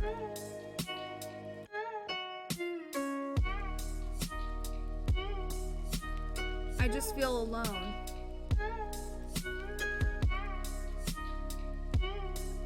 Feeling alone and being alone are two different things, Harley. And I know this sounds like more of those like posters we put up on our wall with cats that say like, just hang in there. But really, genuinely, truly, feeling alone and being alone are two different things. And I'm so sorry you're feeling so alone. But you aren't alone, even though you feel lonely. Nobody said life would be easy, because if it was, we would have everything and anything we wanted, and things would be fine all the time. Well, also, demons, I think, we said it earlier, sometimes you actually just need to hang in there. Absolutely. But don't be fooled into thinking that, like, time heals everything. Time doesn't heal everything. Chat, do we remember what we said earlier today? What was the quote? The one that I should base my whole book on? In regards to time? I don't know! Wow. Was anyone taking notes? Was anyone paying attention? I love y'all. I love you. I've missed some things. I'm coming back to it. I never had anyone to help me deal with pain. I always had it built up and let it eat from the inside, and I close myself to people because I'm scared again. It sucks, honestly. That's a trauma response. That's your brain trying to figure out how to keep what you're feeling from ever happening again. And our brains, however smart they are, new emotes? Yeah, Okoyam, new emotes. However smart they are, sometimes they make us do dumb things. Time won't heal it if you don't feel it. Yes! I put it in Bish quotes. Yes, time won't heal it if you don't feel it. How do you feel about time, Beals? Tell me. Time isn't real.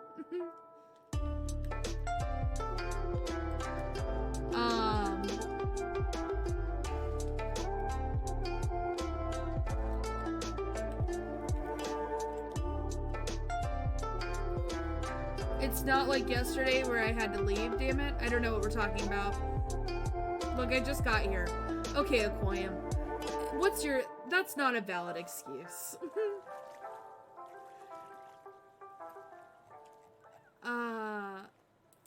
No. Time's a social construct. But we won't get into that. This isn't about whether or not time is real. We're talking about relationships. So what are things that I've done in my life that have helped me get over relationships? Because I would say that I'm in a good space. Therapy, bitch. You can read all the self-help books you want. You can do all the journaling you want to do. When it comes to a spot where anybody and everybody needs to go to therapy. I don't care. I don't care if you think that's not for you. It is for you. And it's okay if you've had a negative experience with therapy. Therapists, you're not going to mesh well with everyone. That includes therapists.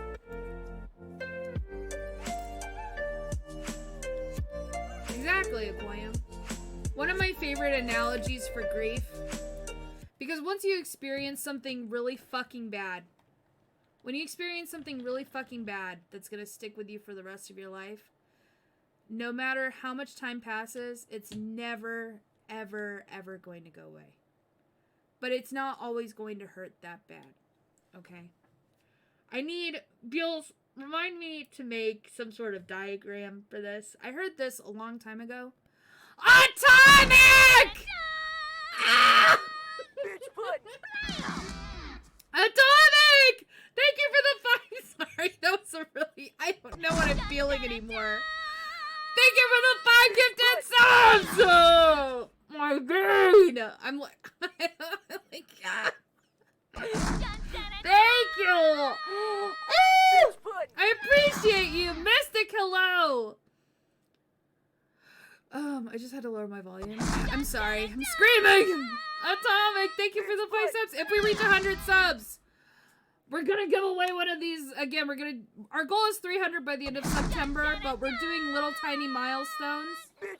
Instead of, or 3 milestones instead of 1 300 sub goal. So we're just, if we reach 100, we're gonna do a stream where we give one of these bad boys away. To, you know, we'll randomly pick somebody who's in that live, which, you know, only 20 of y'all ever show up. So your odds of winning that are a lot higher. I fucking love you. So we're talking about this analogy that I have for grief that really helped me in processing it, because after like 5 years of still like,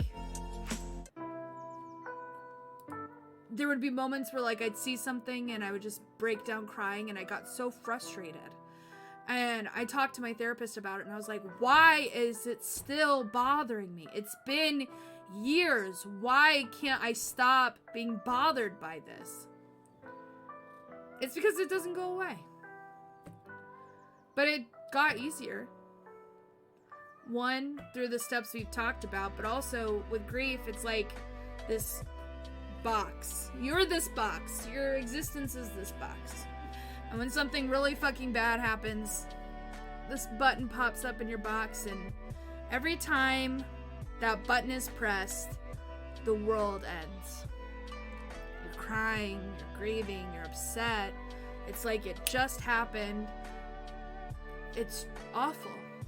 And when that experience first takes place in this box, there's this huge ball with this button. And the slightest shift will press down as hard as it can, and you'll feel it to this massive extent. But over time, that ball's gonna shrink and shrink and shrink, and you can shake that box, and that ball's not gonna hit that button. But you might hear a song, or smell a smell, or think you see them in a crowd. And that's gonna be the spot that it hits just right and presses down on your button. And it's been 10 years, and you feel it to its full extent. And it hurts, just like it did. That's because that button's still in there, my bean. But, it doesn't happen every day. It happens once in a blue moon. But it's always gonna be there. It's like scars, they lighten and lighten. And it's almost like it isn't there, but it's all scar tissue, right? The more severe the wound, the more treatment it's going to need, and in some cases, it won't fade all the way away. My therapist said I have post-traumatic stress from the loss of my dad and from the relationship. Absolutely. That happens when we experience something that our brains can't process. When we experience such a high level of stress that we just, literally our brains can't do it. And it's awful. I experienced I've heard of PTSD, right? And I had this really awful experience that I won't go too deep into. But to sum it up, I walked in on one of my friends bleeding out and had to basically fight with them till an ambulance got there so they wouldn't die. And they hit me and told me how much they hated me and that they begged me to just let them bleed out and die. And that impacted me so much that I got PTSD from it. And I almost lost my job because I would disassociate and lose track of time. And I never felt anything like that before. It literally tripped me out. I'd be sitting on the couch and 10 hours would go by and I hadn't moved. Or I would be going to feed my dogs and walk up to a bowl and it was already full of food. I would take orders at my job and I would listen to them say what they wanted to eat, and when I would go to write it, I couldn't remember what they just said. And these are, you know, responses to like trauma. Our brains can't process what's going on, so they'd like try to shut it down. And hello, lovely times. What's our Mental Health Monday stream? Trigger warnings in chat for days, please. We're talking about heavy stuff, but at the same time, I want to do it in kind of a light-hearted way. I don't know. How do you talk about it in an easy way? I knew today was going to be rough because we've all been there, right? We've all felt it. We've all seen it in some way, shape, or form. We've lost somebody that we loved very much and, you know, they died, or we've been broken up with, or we've broken up with somebody, you know? And it's good to talk about this stuff because I don't hear it talked about often. Except for when I'm in therapy, really, is the only time I can remember like actually having a conversation like this. And this is a therapeutic space in the sense that like sometimes we just need to put that energy out there. When I say you need to feel what you need to feel, sit with your emotions and feel them and process them.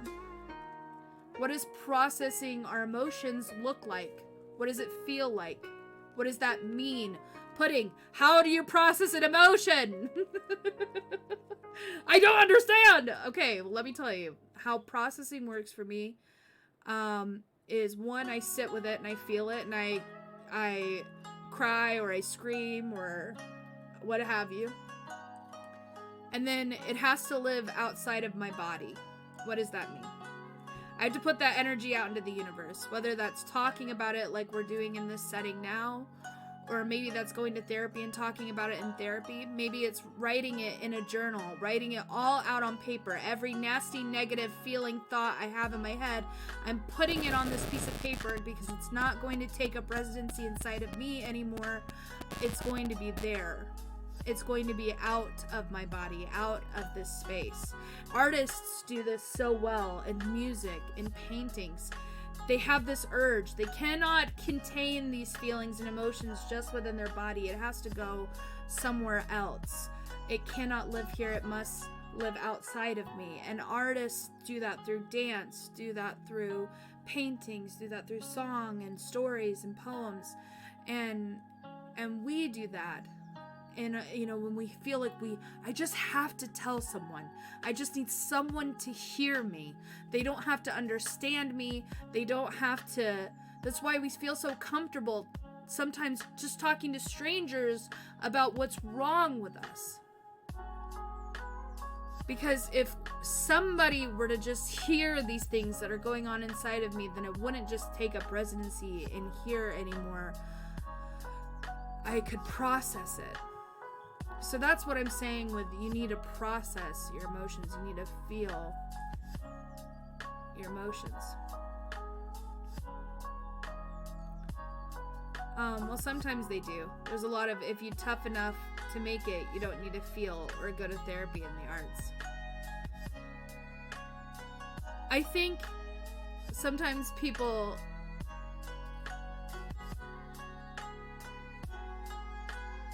you're not a robot.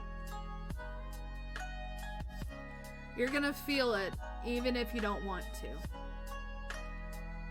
It's the acknowledgement of feelings that, you know what I mean?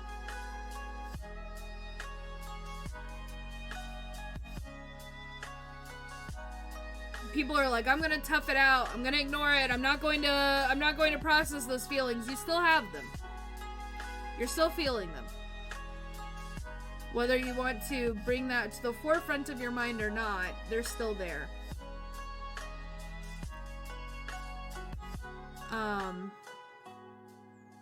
Once you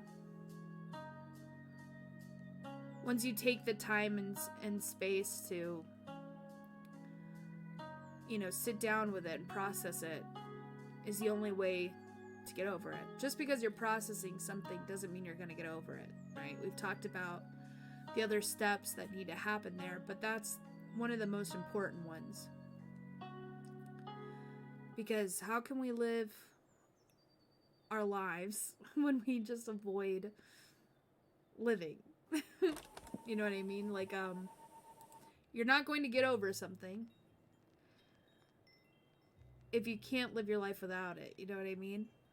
So you have to start doing those things. For me, when it came to like the loss of my child and the loss of that relationship, that marriage that ended, and that dream of that child leaving,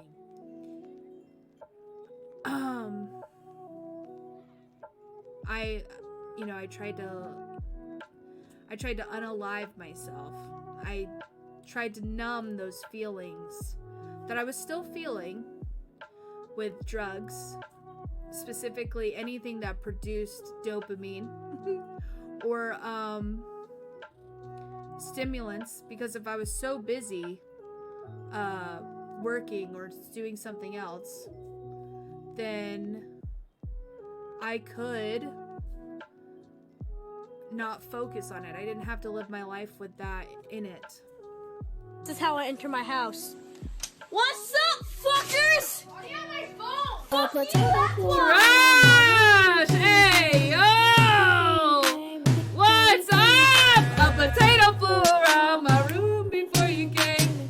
You better rock, you better jump, jump, jump. A potato flew around my room before you came. What's up, Normal? How are you doing? A potato flew. Watch us mop, eh? And then we rip, eh? And then we rock, okay? A potato, hey, yo, trash! Mystic, I saw your comment, my bean, and I'm gonna address it, I promise. Room before you came, excuse? A potato, lovely times. Hey, yo, I know, I'm sorry.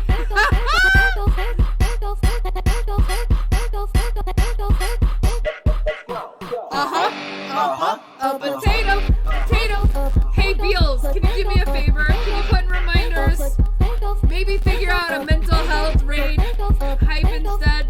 A potato, an alternative potato, like a soft party potato. Up, drop, drop, drop, drop, drop, drop, drop, drop. You better rock. Shake the booty. You better rock. You better. I was full on sobbing earlier times, and if somebody rated, and I had to be like, a potato flew around my potato up.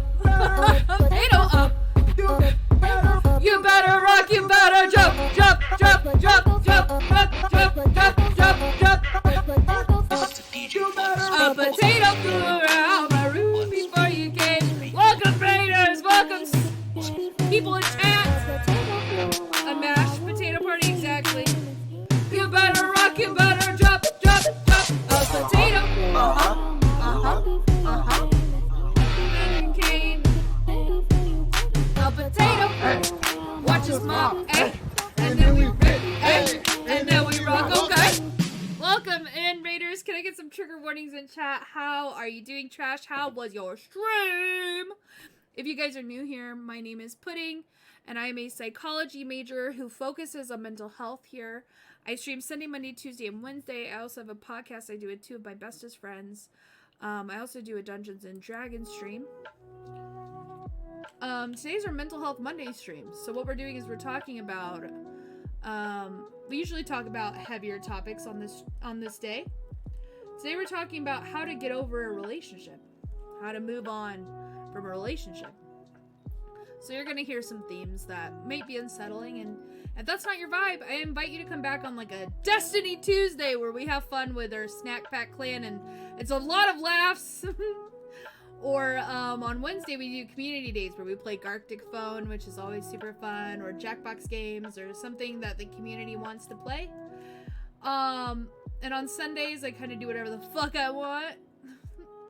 Again, I do that podcast, and I also do Dungeons and Dragons, so it's there's a wide variety here. We're not always crying. Demons, go to sleep, you bean. Sleepy time. Guys, also, if it's time for you to take your meds, please do so. I take mine right after stream. Yep.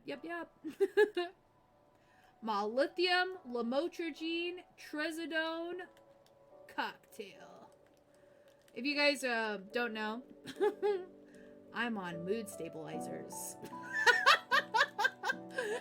I'm sorry. It's not funny. It's kind of funny. Meds. Yep, meds. Can I get a big shout out for Aquame too? I feel like Aquame is just so embedded in the stream that I forget that they also have their own life. Their own stuff that I want to support. So we don't shout them out nearly enough. If you guys don't know who that beautiful soul is, who's typing their heart away with such useful and meaningful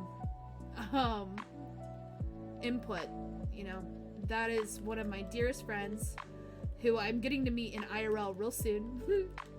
Okoye, and they are a really safe space in this community on Twitch. And they make my heart happy, and I'm sure you'd love them just as much as I do. And Trash, thank you for taking your meds, and thank you for coming over, and I hope you have an amazing night. And if you need to go to sleep, or eat, or do something, I totally get it. Don't feel like you have to stick around. We raid out because streams are over, and we have other shit to do.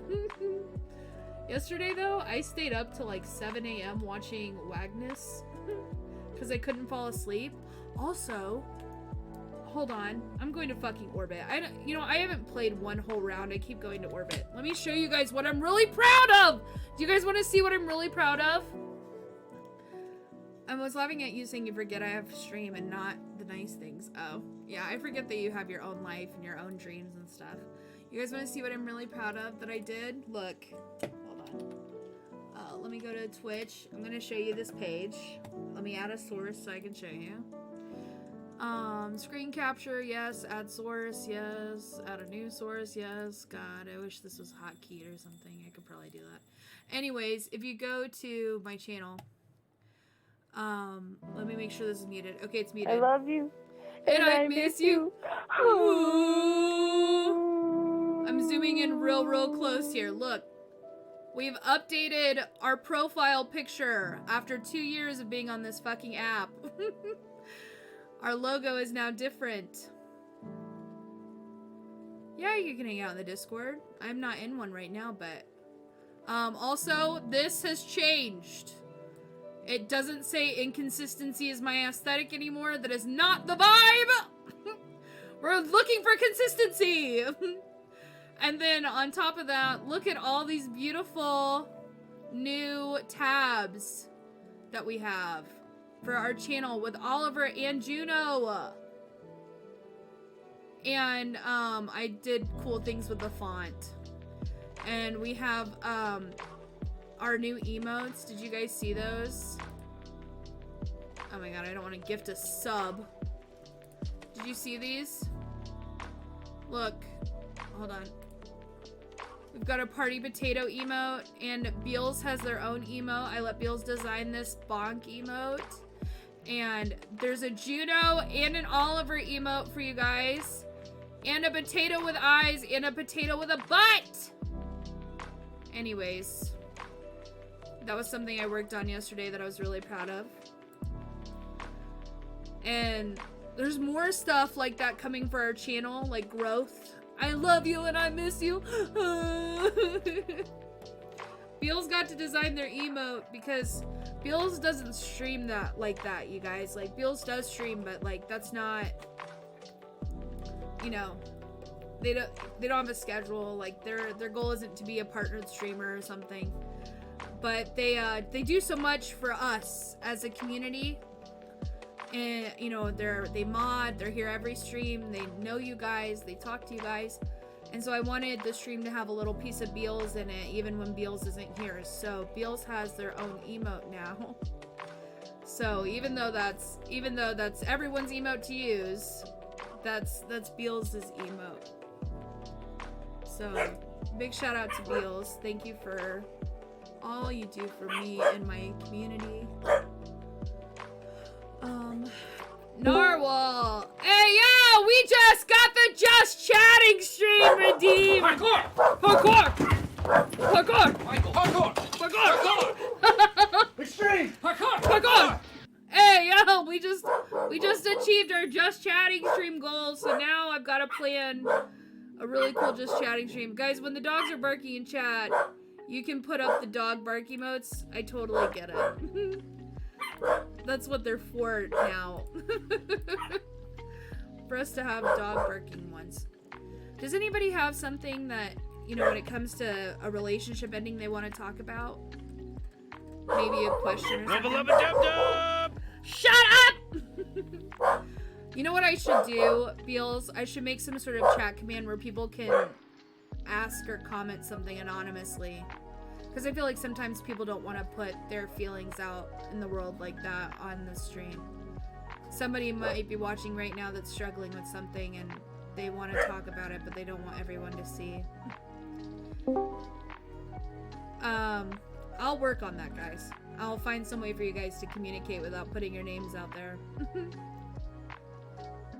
I bet you I could do like a Word document, Beals. Like one of those application things, and it's like a link that you can click on and type like a random comment or something. Will you put that in reminders too? Atomic Roar, thank you again for gifting those subs. Guys, if we reach 100 subs, so our whole goal for the month of September is 300, so we can do a 30-hour stream. But I'm gonna do 3 specific goals along the way. So if we reach 100 subs, we're gonna do a big giveaway with this potato, and it'll only be going to the people who are in stream that day. We're gonna do like a little raffle with them. Aquam, are you here? Can you hear me? Now it's working. Okay. Hello? So we're gonna give away another one of these potatoes, and then when we reach 200, Oh my god, it's so cute. when we reach 100, I'll tell you what we're gonna do at 200, and then at 300, we're gonna do a 30-hour stream. And basically, what you guys are doing is you're crowdfunding my dreams.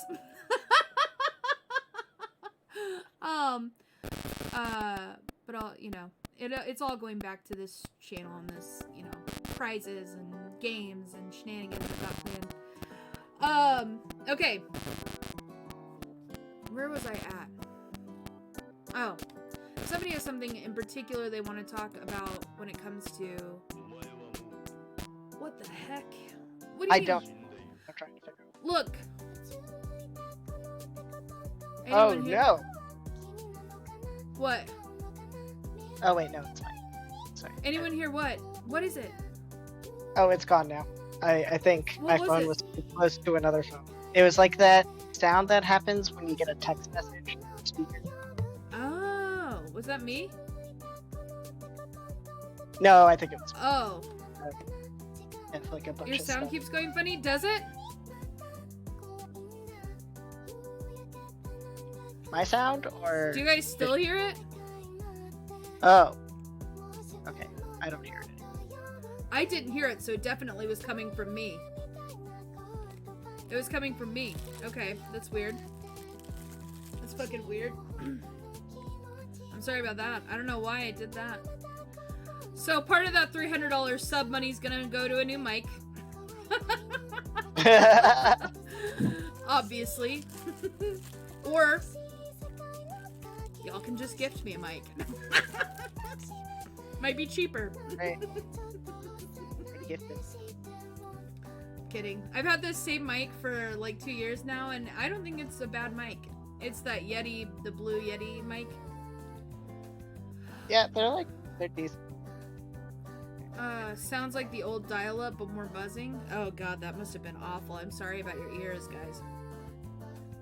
I mean, it wasn't good, but it wasn't like. No, Trash, what fucked up your back? Oliver, you disrespectful bitch. Come here. He's just barking at nothing. So, Or I guess you guys, if any of you guys want to talk about something right now and you don't want to put it in chat, look, I'm gonna pull up my my Twitter, and you can DM me. I won't read your name out loud. Bills, will you put a socials link in there?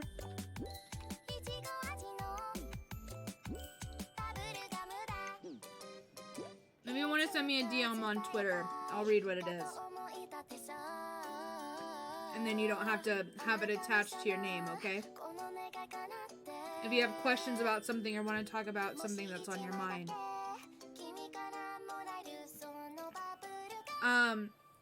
Colt. Redeem nice. I have good news. Can I share? You can always share. What hurt your back, Trash? Oh goodness. Oh, Coin, we're kind of at that point in the stream where I've kind of talked about everything that I had prepped. So we can just chat. You don't have to be quiet. Just quiet. I also need to run to the restroom real quick, Beans. I'm sorry. Please don't leave. Will you be here when I get back? Me? Yeah. I'm talking to chat. Oh. I mean, probably. Fish. Trials, what's up, my love? Do you want to talk after stream? I'm gonna message you I'm gonna have to regardless. mute while you're gone. Because I'm assuming something. Okay. Maybe. Atomic, I need a definite yes or no. I have attachment issues. I have abandonment problems. I don't know. You don't have to. Just a rough one today. Okay, well, if you decide you want to talk to me, you know where I'm at. I'm gonna message you anyway, whether you want to talk to me or not. So,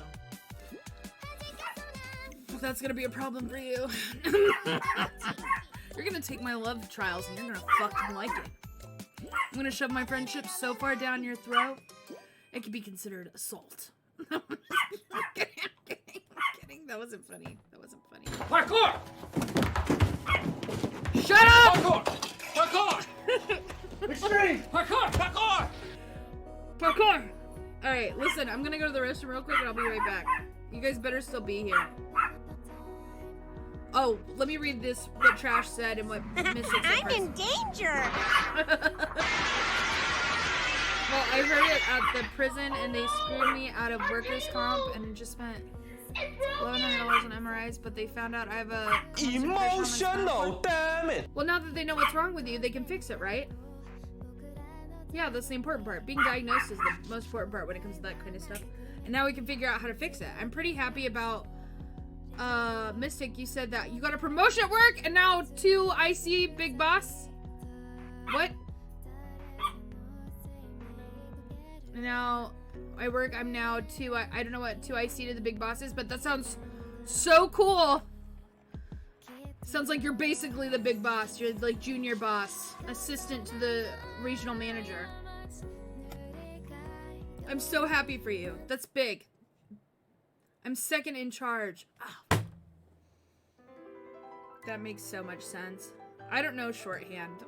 I barely know regular hand. I'll be here in my corner, and you better stay in your corner.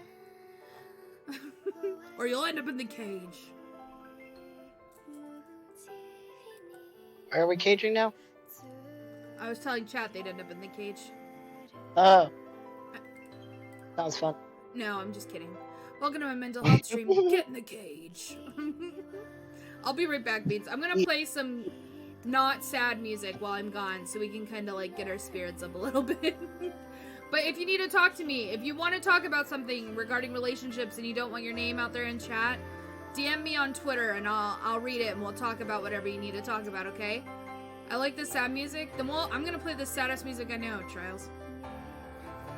I'll be right back. Anybody heard of Nick Drake before? We're listening to Nick Drake.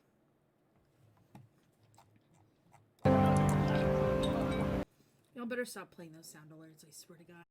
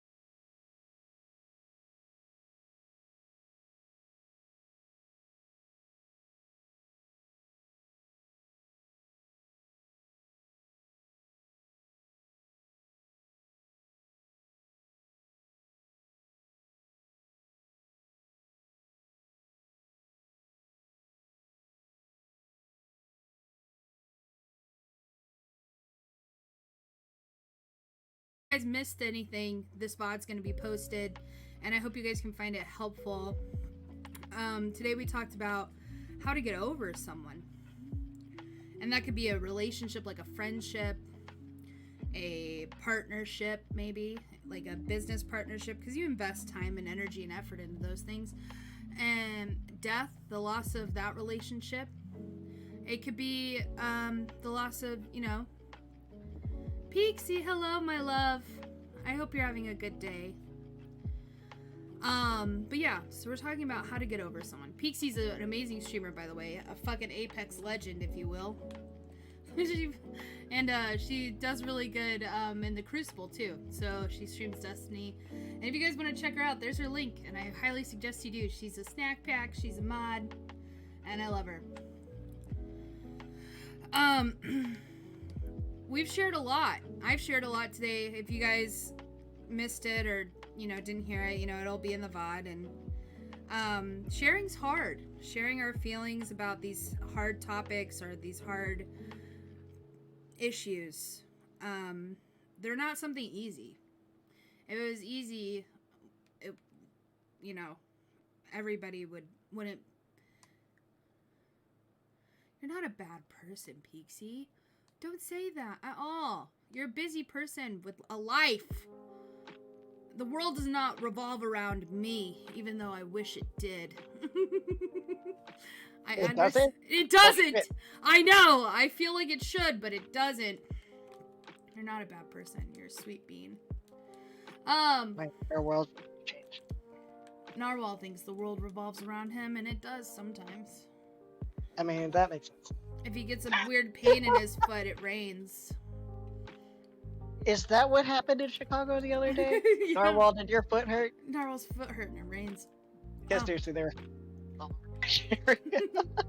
there was like a video of just like a geyser coming out of a manhole cover a few streets down. My world revolves around your pudding? Shut up, Bills. It does not. We have talked about this. So I stream Destiny 2 mainly. I run the Snack Pack clan. If you guys haven't heard about it, we're pretty big news. Everybody's talking about us. Up and coming. If there were going to be an EA Sports team for Destiny 2, we definitely would make the cut. But no, seriously though. We run an inclusive community that supports and uplifts each other. We practice active listening in this fucking channel. So y'all better listen. We also provide, you know, a supportive and inclusive community on stream and also off stream. So if you guys are liking the vibes, What did she say? I'm kidding. If you guys are liking the vibes, you guys should definitely check out the Discord. We lost 5 Discord snacks today, and I try really hard not to take that personally when people leave my Discord, but it still hurts my feelings. They might still be here. I'm just kidding. I'm kidding. Kind of. Half kidding. Lots of people. You don't have to be in my Discord, and it's okay if you leave. Just know that I will take it personally. No, I'm just kidding.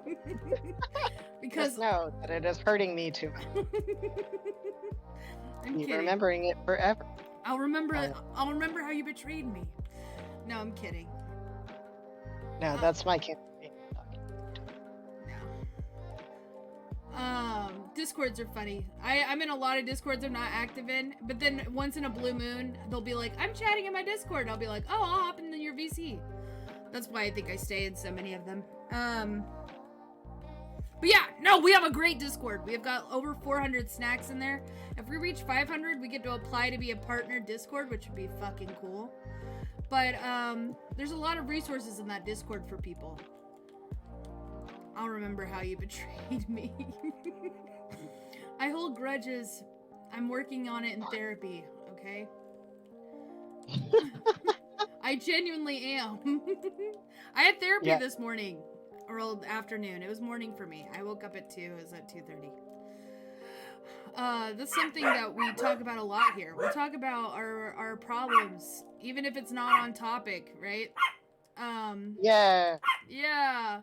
You know, people walk in stream all the time, and you'll see them. They'll be like, "Hey, Puddin', I'm not having a good day. Something happened, and it might not be what we're talking about. Well, we drop everything, and we're gonna talk about it." But you know, that's because today That's okay.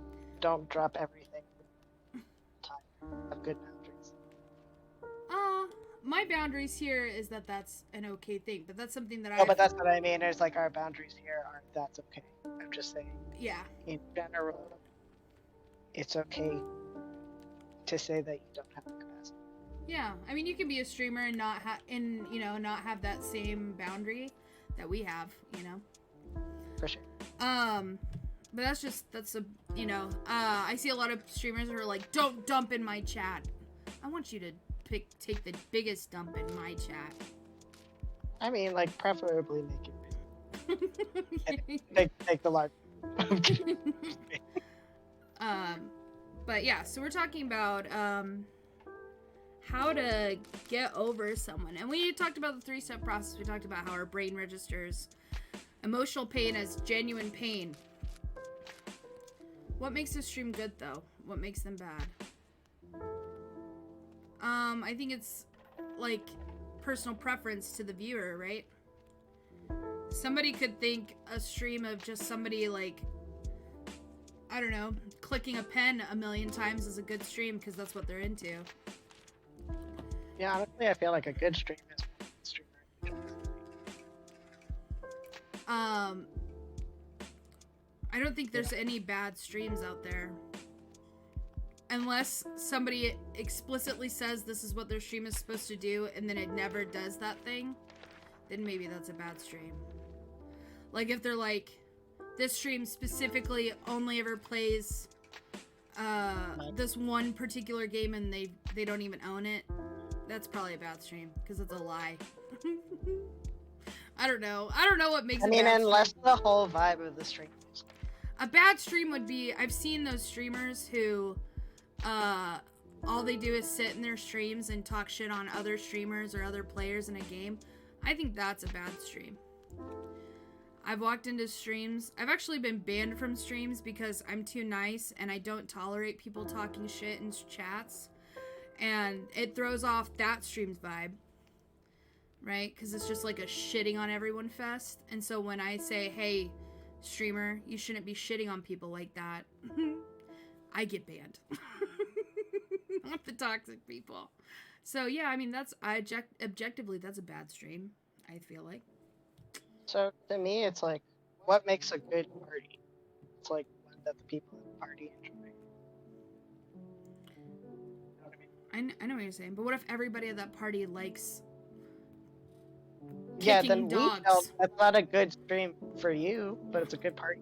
It's a good party. If everybody at the party likes kicking dogs and then everybody at the party's kicking dogs, is it still a good party? I mean, I don't think it is, but the people there. We should do a poll. I'm just kidding. Like the worst stream poll you know what ever. I mean, though? It's kind of like objectively, no, I think that's a bad party because we should not be kicking dogs, but that's also. You know, I like kicking people. There's gonna be like people at that party who think. But no, I don't think there's anything that's considered a good or a bad stream. I would hope to think that some people think of these streams, are good streams. I know that these streams matter a lot to a lot of you, and that's why I keep doing it. OMG, I didn't realize I fell asleep for 2 hours. Keisha, you know what? I like being the last voice you heard before you went to sleep. That makes me feel good.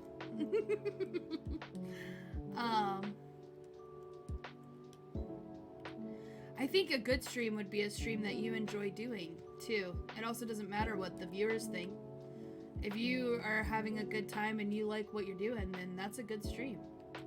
Yeah, that's what I did this whole thing, and I think I made a lot of you upset when I posted it on Twitter, but I posted a tweet longer, and the title of it was I stopped streaming. So a lot of people thought what it was going to be was like me ranting about how I'm never going to stream again and that my career in streaming was over. And what it really was a declaration of why you should stop streaming for particular things. So I said, I stopped streaming for views. I stopped streaming for outward validation. I stopped streaming for money. I stopped streaming for everyone else, and I started streaming because I liked it, and I started streaming because, you know, it mattered to me, and I started streaming because of my friends and the people that I've met through it. You know what I mean? So stopping and starting something. So if you do something because you genuinely enjoy doing it, then I think that makes it a good stream. Agreed. Sorry if I'm muting, it's because I'm It's okay.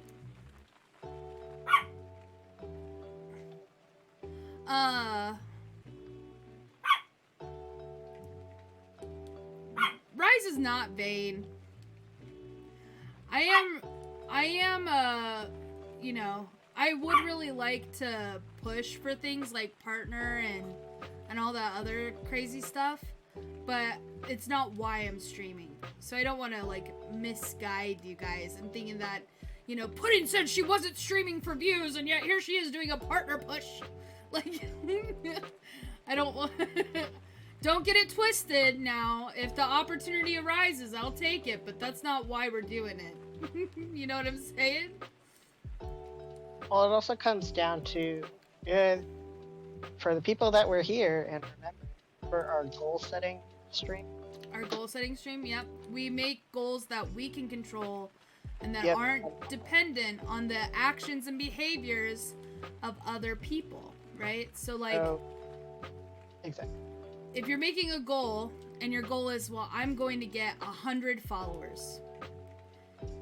The problem is that no matter what you do, unless you physically take somebody's hand and make them click follow, you're incapable of controlling whether or not somebody follows your stream or follows your content. You can't control it. That is solely dependent on the actions of someone else. Now, there's ways you can go about, like, making your stream more appealing to people who would want to follow, but you can't ultimately control it, okay? So if we set our goals centered around things that depend on the actions or behaviors of other people, and we don't reach those goals, we tend to feel like a failure, right? We have to set, and I think this kind of can tie back into, like, the relationship thing, right? If we set the goals in our relationship on something that depends on our other person being able to do with us, and that relationship, you know, we don't reach that goal because it's dependent on that other person being compliant, that's not necessarily because we failed, it's just because, you know, we set a goal that wasn't something that was in our control. I've seen people get that way with, like, their relationship ends because they want kids. And they have to make a decision, right? Because they're never going to reach that goal with that person because it's dependent on them. And if you can't find a partner that wants to have kids with you to achieve that goal and you still want to reach that goal, you can on your own. There's plenty of ways to become a parent or something without a partner. So that is a goal that you can achieve on your own. But don't feel like a failure if you end a relationship because it's not going to help you achieve your goals. And those things are important. They're worth fighting for and they're worth achieving. And we talked about, you know, channeling that anger into not being resentful, but being a source to fight for what is important to us and what we value.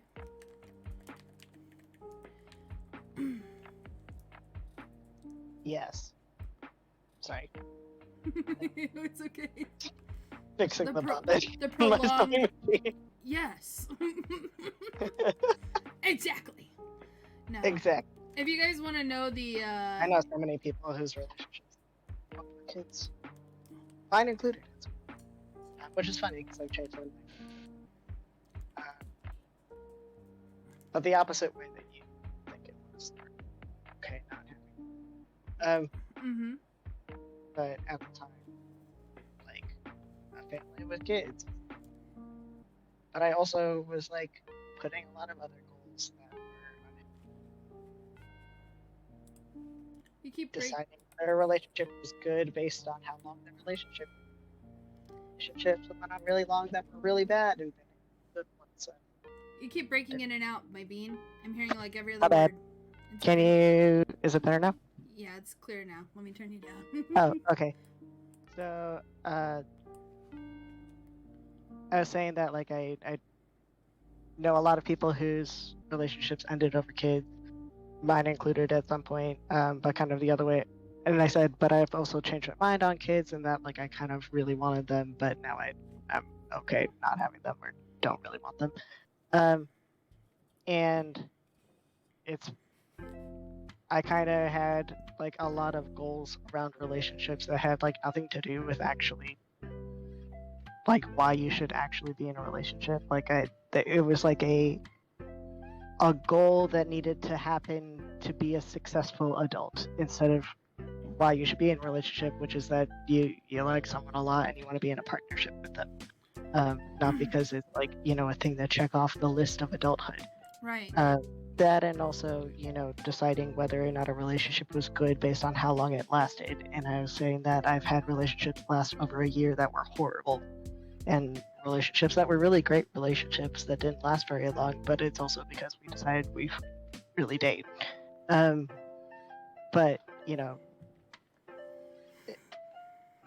So having the goals around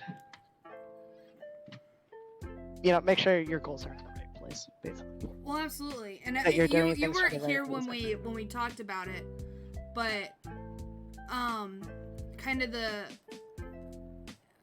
I guess kind of what I guess my mantra for that is, all you're gonna get is all you wanted, right? So when you get into a relationship and your goal or what you want isn't a partnership, what you want is to not be lonely anymore.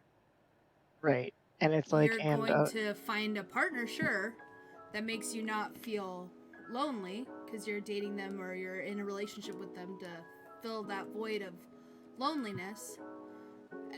And what was really going to make you happy isn't the loneliness, it was, a partnership, a thriving, healthy, happy relationship. But because when you entered that relationship and all you wanted was to not feel lonely anymore, you got what you wanted, but it's not what's going to make you happy. And all you're going to get out of something... Yeah, I mean, also you probably will still feel lonely because you'll feel like you're not seen. You'll feel like that you're not getting to do the things you want to do. So it's like a feeling lonely and being lonely is different, right? Having a body in the room, a lot of people think accomplishes that goal. I won't feel lonely anymore if there's this person that's walking along life with me, like this relationship that's kind of more like a roommate scenario when it all comes down to it. And that doesn't cure your loneliness. Lonely anyway. You end up feeling lonely even though there's somebody sitting right next to you in the room. And we've talked about, what is loneliness? Well, loneliness is kind of two things, right? There's the actual physical presence of being alone, and there's the feeling of loneliness. And they're not the same. I was gonna say something else. I forgot. I'm sorry. I'll remember it at some point. Hold on, I need to sew this one last scene, and then I'll be back. Okay. When I found my wife, I was looking, but I was in one of the hardest, darkest places of my life, and she brought me out of that place. And that's amazing. And I think finding the right partner and the right relationship can do a lot of things for you. But I want us to be really clear. They can't fix you. And they can't be the source of your happiness in its entirety. You can't depend on a person to make you happy. You can't depend on a person to fix all your problems or make all your dreams come true. You can accomplish those things with that person, and you can be happy to be around that person, but what happens when they go to work and they're not around? Are you going to still be sad? Probably, because I've been there. I've struggled with depression and stuff, and I've depended on the the presence of my partner, because they made me happy when they were around, but I still wasn't happy because when they were gone, I was still sad. You know, so depending on a partner to fix you isn't going to work. At the end of the day, only you can make you happy. You can't go into a relationship expecting to fix or replace what you don't have. Well, yes, you just said I was slow at typing. Exactly. Senpai, has your wife had their baby yet? I do want to say that there is kind of a... So, yes, in spirit, that is true. And most people take it exactly the way that it should be. But I think also that exact wording has kind of led to our isolation and collaboration. And wait, what are you saying? Has led to a lot of what? Isolation. So the idea that only you can fix you. Not only you can fix you, but you have to support yourself entirely on your own before you can do anything with anyone else. Where there's some skills that you do need another person to work on with. There's only so much you can do. Oh yeah. Well, I mean, alone. I think and that's what I was saying is most people take it the right way. But I do think that, like, you know, it's the whole toxic positivity thing that happens where people are like, oh, well, you know, you gotta be good with yourself first before that's not the you case. Like add another and it's like, well, you know, you can't work on relationship skills in a vacuum. Like, it's impossible. No, to do. In order to fix past traumas in relationships, you have to be in healthy relationships to like relearn. Exactly. I think that's right on the nose of what I'm saying, but kind of just like I don't know, it's subpoint A of like my first contention. You know what I mean? Like it's totally, definitely on topic, but more of like a specific point to be made. And I completely agree. I think that my personal experience, right? That's all I can draw from. Is what I've experienced through life. And I've been in a lot of toxic, abusive relationships. I've been physically abused, emotionally abused, sexually abused, all those things. And I've been degraded by partners, and I've been mistreated.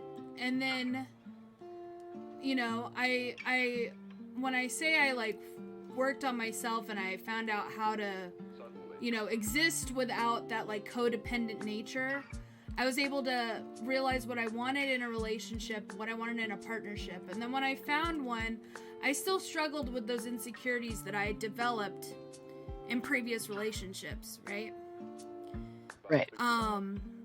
For example, okay? Answer. One of my partners cheated on me chronically. And I'd never been one of those people who would be insecure enough to demand a password to somebody's phone or be upset when I saw them texting somebody while we're talking. But after I was in that abusive relationship, going out of it into a healthy relationship, I had a trigger that I didn't know I had developed, which was when we were sitting there watching a movie or something and he'd pick up his phone to look at it, I got incredibly upset and angry. And I didn't like yell at him or say anything about it. I kind of kept it to myself because I identified, hey, why are you upset in this moment? Why are you angry? And that's because, you know, every time that my partner, my ex-partner had been like on his phone and stuff, he was messaging these girls behind my back and doing all these things. And so, you know, sitting there smiling at your phone while we're supposed to be engaging was triggering for that reason. And it wasn't until I was in a relationship where I was like, I completely trust this individual. Could I work on that trauma? Right? I could identify those feelings, express them in a healthy way, and they didn't even know that bothered me. And now they make a conscious effort to, even though they don't have to. Like, I would never ask them to tell me who they're talking to or what they're doing on their phone. If we're around each other and they pick up their phone, my partner, in order to reassure me and help me work on this, you know, these triggering trauma things, they'll be like, hey, sorry I was on my phone. I was just, you know, texting so-and-so. And I'm like, you don't have to be sorry. Do what you need to do, right? But it's so reassuring and it's so helpful just to know that he's listened to me. Just to know that he's, he acknowledges why I kind of get like a sad face while he's looking at his phone. And, Yeah, and like kind of exactly what you said, which is like it's hard to recognize what is you, what is another person until the other person is healthy, right? mm-hmm. Or vice versa. You could both be healthy, but you until you got a partner that you trusted because they were healthy and they're someone who was trustworthy and is someone you could trust, then you were able to recognize that this was like leftover from something else. But if you kept being in toxic relationships, you wouldn't be able to pinpoint that because it get like lost in the noise of the fact that there was a justifiable reason to not trust them. 100%. But also on the other person's part, it's recognizing that, like, especially the older we get, we're all gonna come into stuff with shit. Miss Faye, thank you for the follow! I hope I'm saying your name right. Welcome to the stream. Welcome to the snack pack. And just kind of like, what accommodations can you make that aren't like big, that aren't like encroaching on what you need also, but little things like you just said. Yeah, I mean, these little triggers that you don't even know you have until you're in a healthy relationship and you're like, why am I feeling this way about a man who's been nothing but honest and loving and completely normal? Satan 666. Yeah. It's like we're family. We have the same last name. It's like you don't know the fire alarm's broken until there's no fire. Oh yeah, absolutely. Welcome to the snack pack, you beans. How'd you find me? Do you guys know each other? You guys follow me right at the same time. If you guys are new to the channel, hi, how are you doing? My name's Pudding. I'm a psychology major who focuses on mental health here on my stream. I stream Sunday, Monday, Tuesday, Wednesday. Today is our Mental Health Monday stream. Can I get some trigger warnings in chat, please? We're talking about some harder things. The whole first, 2 hours of the stream, we talked about how to get over somebody. And now we're just kind of talking about relationships in general and about, traumas and triggers and things like that. And if anybody has questions or needs to talk about something, this space is here for you. This space is available. This space is present. We pride ourselves on being a community that practices active listening in a safe, controlled environment. And if you don't feel comfortable typing in chat, if you just want to do !talk, it'll tell you about how we have this set up to where you can always DM me and let us know if you need to talk to somebody. Sorry, I didn't mean to cut you off, Oka. Oh, no, I was done. It was just me saying that, you don't know the alarm is broken until the trigger for the alarm isn't there. And then you're like, wait, why is this still going off?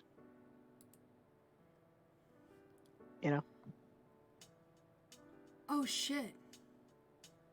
Hello? That's Miss Faye. Oh, wait, what? Oh, hi. I didn't recognize. Oh, I just thought you were Shit.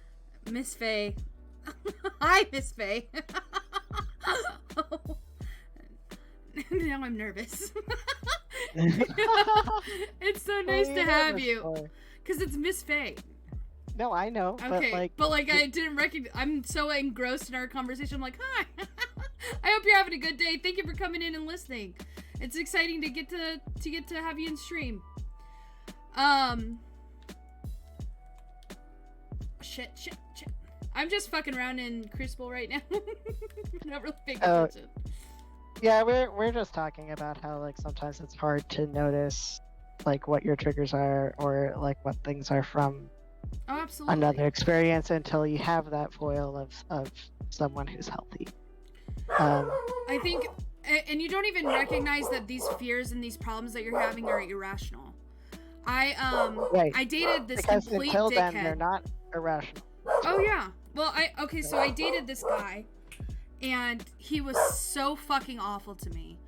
And he would always say that I smelled bad because he knew it made me feel insecure and it bothered me. I worked at a restaurant and stuff like that, and he'd be like, "Oh, you stink."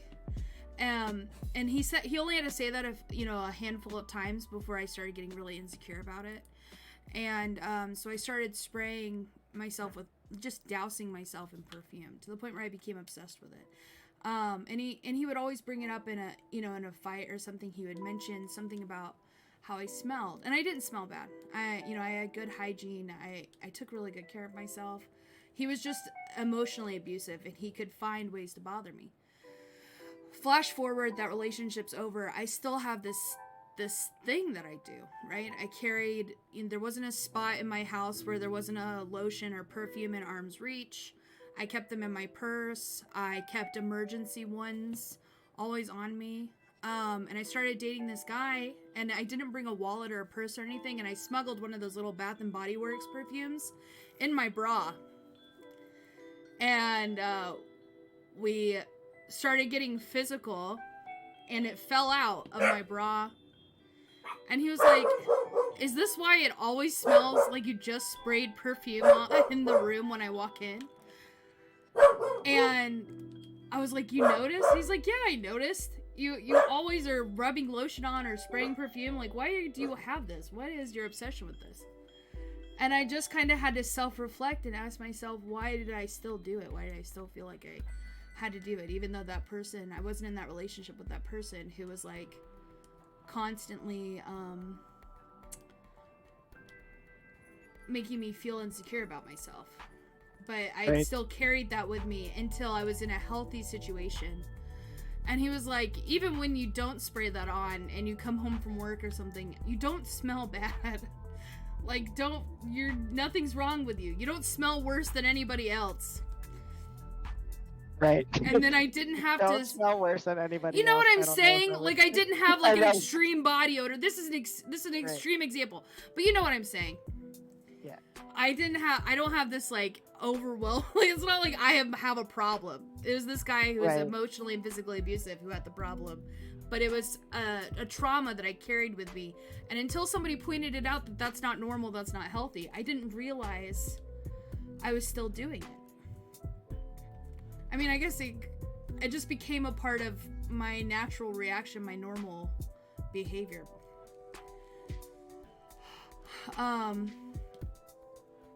Rise, I'm sorry. I know it's not funny, but I can't help but laugh. It's not funny. Wing! Hi, Wing! How are you doing? Beautiful!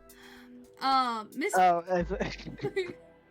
can I get a big shout out for Miss Faye? I don't know if they need an introduction, but they're the partner streamer here on Twitch. A big deal. Big... big deal. Amazing human being, and I'm so thankful and excited to have them in stream today. I'll do it again! Faye, what are your pronouns? Do we know that already? What are Miss Faye's pronouns? Yeah. She, her pronouns. Okay. I don't think it's she, them. I think it's she, her pronouns. I'm pretty sure. I was just asking. Oh no, it's always good to ask. It's not. I don't believe it's ever. Y'all want to hear? Okay, so as a waitress, as like a person who interacts with hundreds of thousands of people a year, I had somebody get so insulted with me the other day, and I kind of felt bad about it.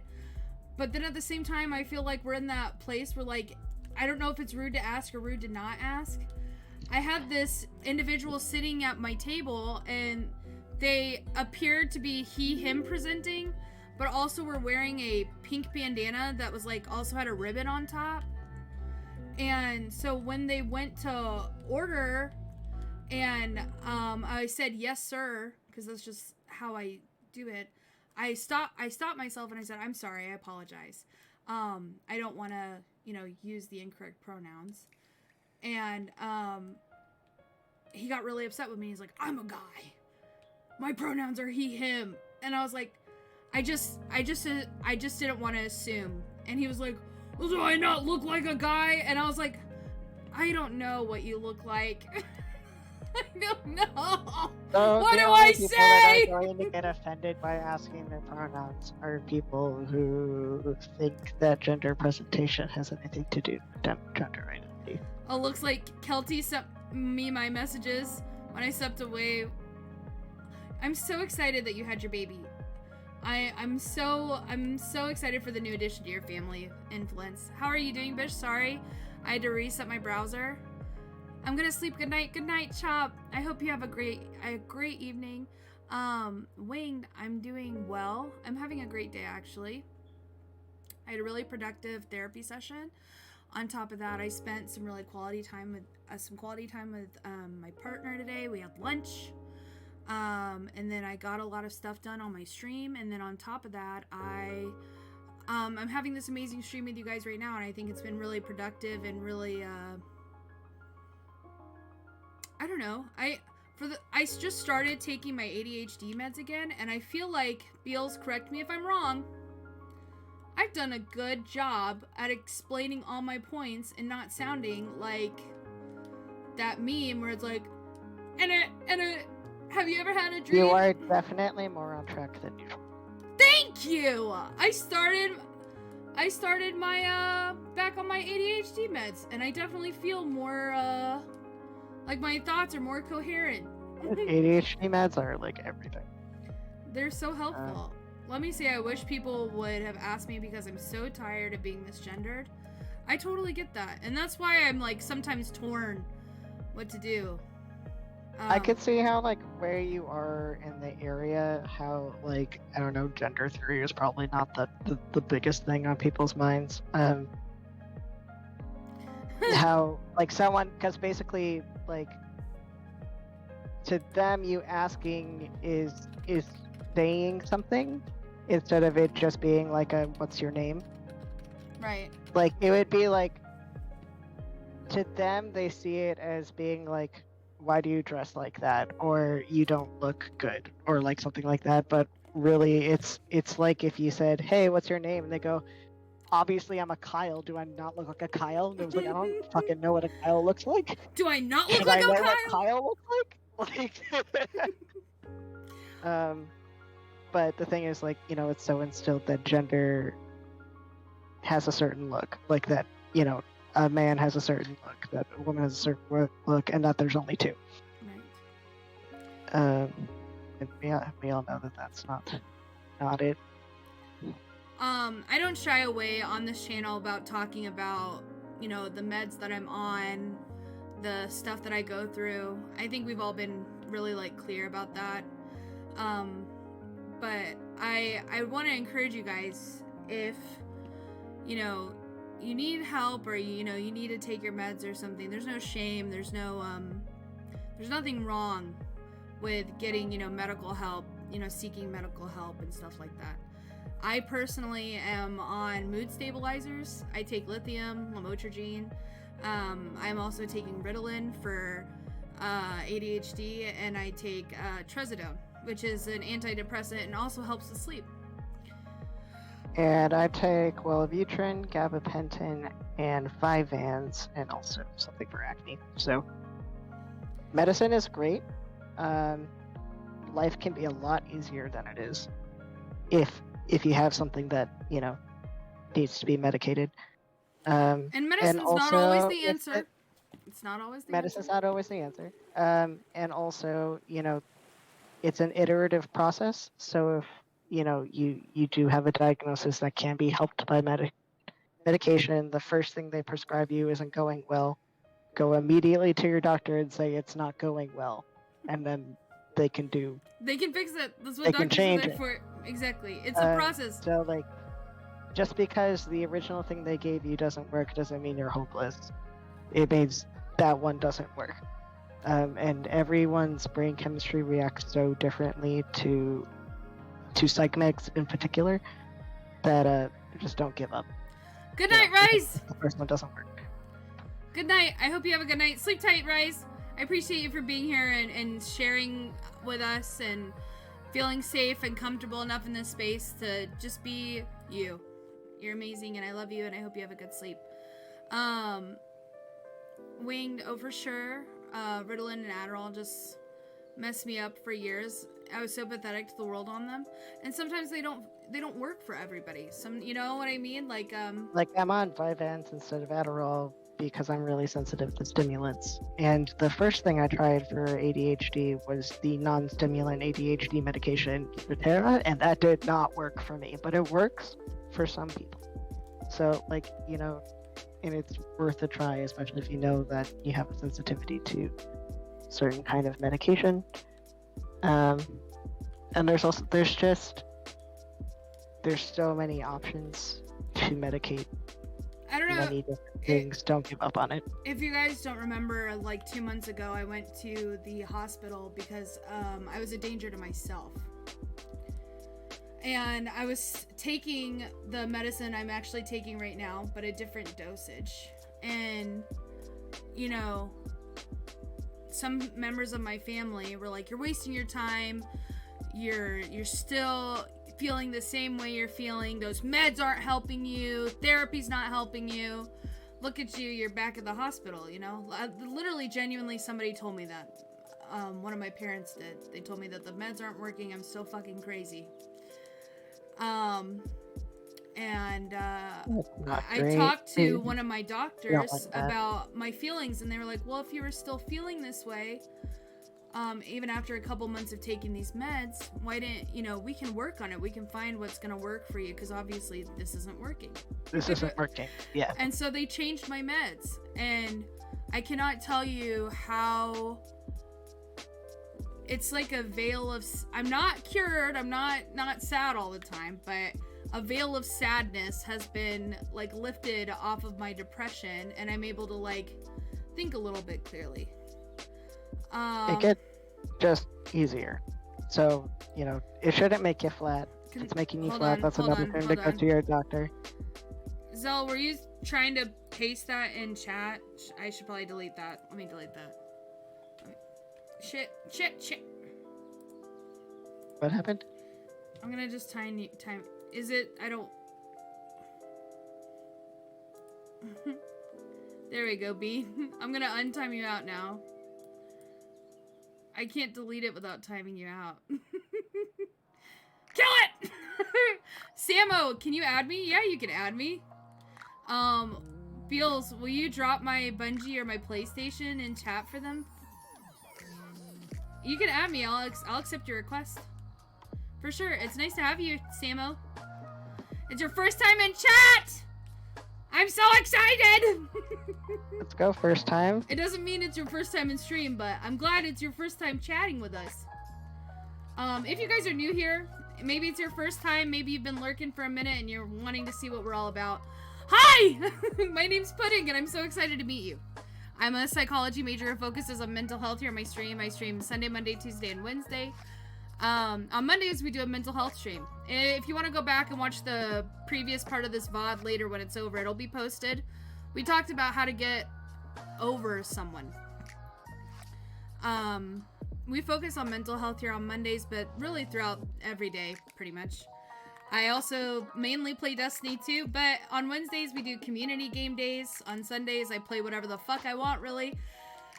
And some days Destiny just isn't the vibe, and you'll catch me on Apex, or I think we played Rocket League a few times. Rocket League. Fortnite. We whatever. did Five Guys.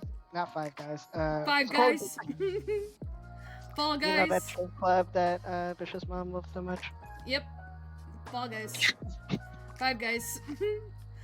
So I hope Like you Five guys. Guys for a hangover. Oh yeah. I hope you guys like the energy, like the vibe, because we're so excited to have you. This is a safe space. We practice active listening. If you guys need to talk, this chat is heavily modded. Except for when the mods post something that they need me to delete, and I don't know how.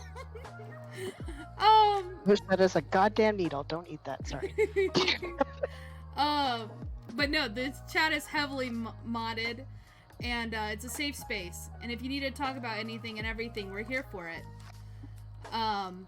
There's a trigger warning, so don't be afraid if it's something, you know, that you might not feel comfortable talking about in a different stream. We've talked about all kinds of stuff today. All over the place. All over the place, but the main thing is we want you to feel heard and validated. And if you can't say it in stream, you can't say it in chat, My DMs are always open, and sometimes we don't know how to start. So if you just want to send me a heart, I'll know that you need to talk to somebody, and that's a great way to break the ice, because the first message is always the hardest one, I feel like. The first message. The first message is always the hardest. And if you guys want to keep up with this community and want a safe space to hang out off stream, the Discord is there for you too. And we have over 400 snacks in that Discord who are loving, sweet, and very inclusive. And we're there for you.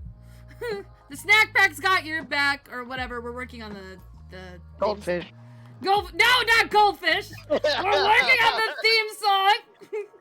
It's been 2 years in the making, and we still haven't changed it. It's still goldfish. It's.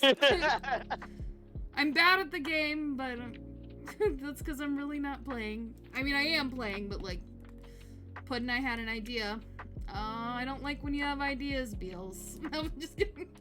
Beals has an You're idea. here to type shoutouts, Beals. You're not an ideas guy. You're not an ideas guy. I'm just kidding. I actually go to Beals. Beals isn't even a streamer, really, and I'm like, Beals, how do I grow my channel?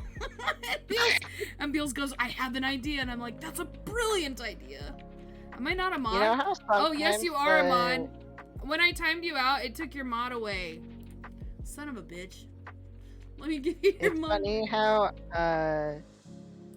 sometimes like the people who give the best relationship advice are other single people, and like people in relationships sometimes give like complete ass relationship advice. If you started you're a like, stream why? team, you could call it the Lunchbox. That's the best. Delete that! Delete that now! We don't want anybody reading that. I'm taking it. Why would you say that out loud? Yes! We must hoard this idea. We have to Google it first to see if anybody else has a Lunchbox stream team. That would be the coolest stream team name ever. Too late. Does Senpai, if you everyone need take to be me... food like themed? That was kind of my idea. So like if you already grew a channel with a not food theme, but Sorry, then you this can't join isn't the the stream lunchbox team for unless you. you. I'm just kidding. What if? What if I say that my name actually means a food item and is it my middle name? No, I don't know. I thought it would be funny to have like a stream team of all food themed streamers. Like what's her name? A cheese bread? I love her. Oh, I love a cheese bread. I love a cheese bread. I would want a cheese bread in my stream Cheese bread is team. so good. Guys, if you don't know a cheese bread, go check out a cheese bread. I love great. Low Gert. Low Gert is one of my favorite streamers too. Low Gert. his Gert. name's Logan. But There's his a guy streams, named Tasty Lumpia. his- Check out Tasty Lumpia. his streams are yogurt themed. And I was like, you're yogurt and I'm pudding. We should be best friends. That's literally how it started. I hadn't watched his stream. I was just Googling. You just wanted to be best Food. friends because he's a food streamer. I was on Twitter and I was just like going through the list of people who have like at Twitch in their usernames. And I found Loger and I was like, or like I'd want Little Debbie Hee Hee or yeah, Little Debbie Hee Hee in my lunchbox because he's Little Debbie themed but also Michael Jackson themed. So it's like Michael Jackson dressed up as the Wendy, like Little Debbie girl. There's Mia Kimchi. There's a lot of food. There's like a lot of people. There's a lot of people. Our Waffle Plays. He's great. And he makes his own emotes and they're all very suggestive waffles. Are any of them blue? Macho Rice. Fucking all these streamers with food names. I know so many streamers with food names. I seek out streamers with food names. It's just been collecting streamers With food names so that one day I can make my Yeah, the stream team called the Lunchbox. stream team called the Lunchbox. I'm Well, I trying gotta start one called the Bento Box. with only Asian. With only Asian food. Asian food. Or So like tasty lumpia and kimchi will be in mine. you can't. Let's see. Steph Not that I Muffin. will ever have a stream team because I only stream once a week and barely. No, like, that's not. Steph Muffin would be in my stream team. Steph Muffin. Oh no. Yeah, you don't know who Steph Muffin is? No. Let's see who else is stream team. Corny Cobb. She'd be on my stream team. God, there's so many. I'm done naming them all. We could go on. Just streamers with like food names. Hey, 1 second. I have to sew a thing. Sushi, aka Sushi, would be in my stream team. He doesn't have a food name, but Colonel Sanders' great nephew has a channel. And I think it's just his actual real name, and he'd be in my stream team just because he's KFC royalty, obviously. His stream is themed like KFC. I think my name would be Mixed Beef. I love that. Do you guys know any streamers who have food names? What's your guys' favorite streamer with I food guess names? it could be okonomiyaki. That's a food. I can't think of any partnered streamers with food names at this very moment. But I'm sure there are some. There's Spicy Bean. Spicy Bean? Yep. I don't know Spicy Bean. They're like in trash. Pratt, are you gonna join the Discord? It's the snack pack. If you guys aren't in the snack pack, get your butts in there. It's the coolest Snack place. that smiles back goldfish. I also, like, for the longest time, I thought about changing my name on stream from Bish Pudding to something else because being a plus size woman on the internet, I was afraid of having a food themed channel. And now I'm really glad that I did it. I just joined the Discord. Hey, yo! Sorry, I was muted and couldn't immediately say boo. That's awesome that you kept it. Yeah, I was really nervous. Which I think that's valid. People have been really fucking dicks on this fucking channel. On this app sometimes. I have my share of trolls, but you know what? I'm still glad that I have a food themed channel. I'm gonna squeeze my llamas for you, Pratt, for joining the Discord. You ready? If you guys haven't seen the I'm AFK. That's my impression.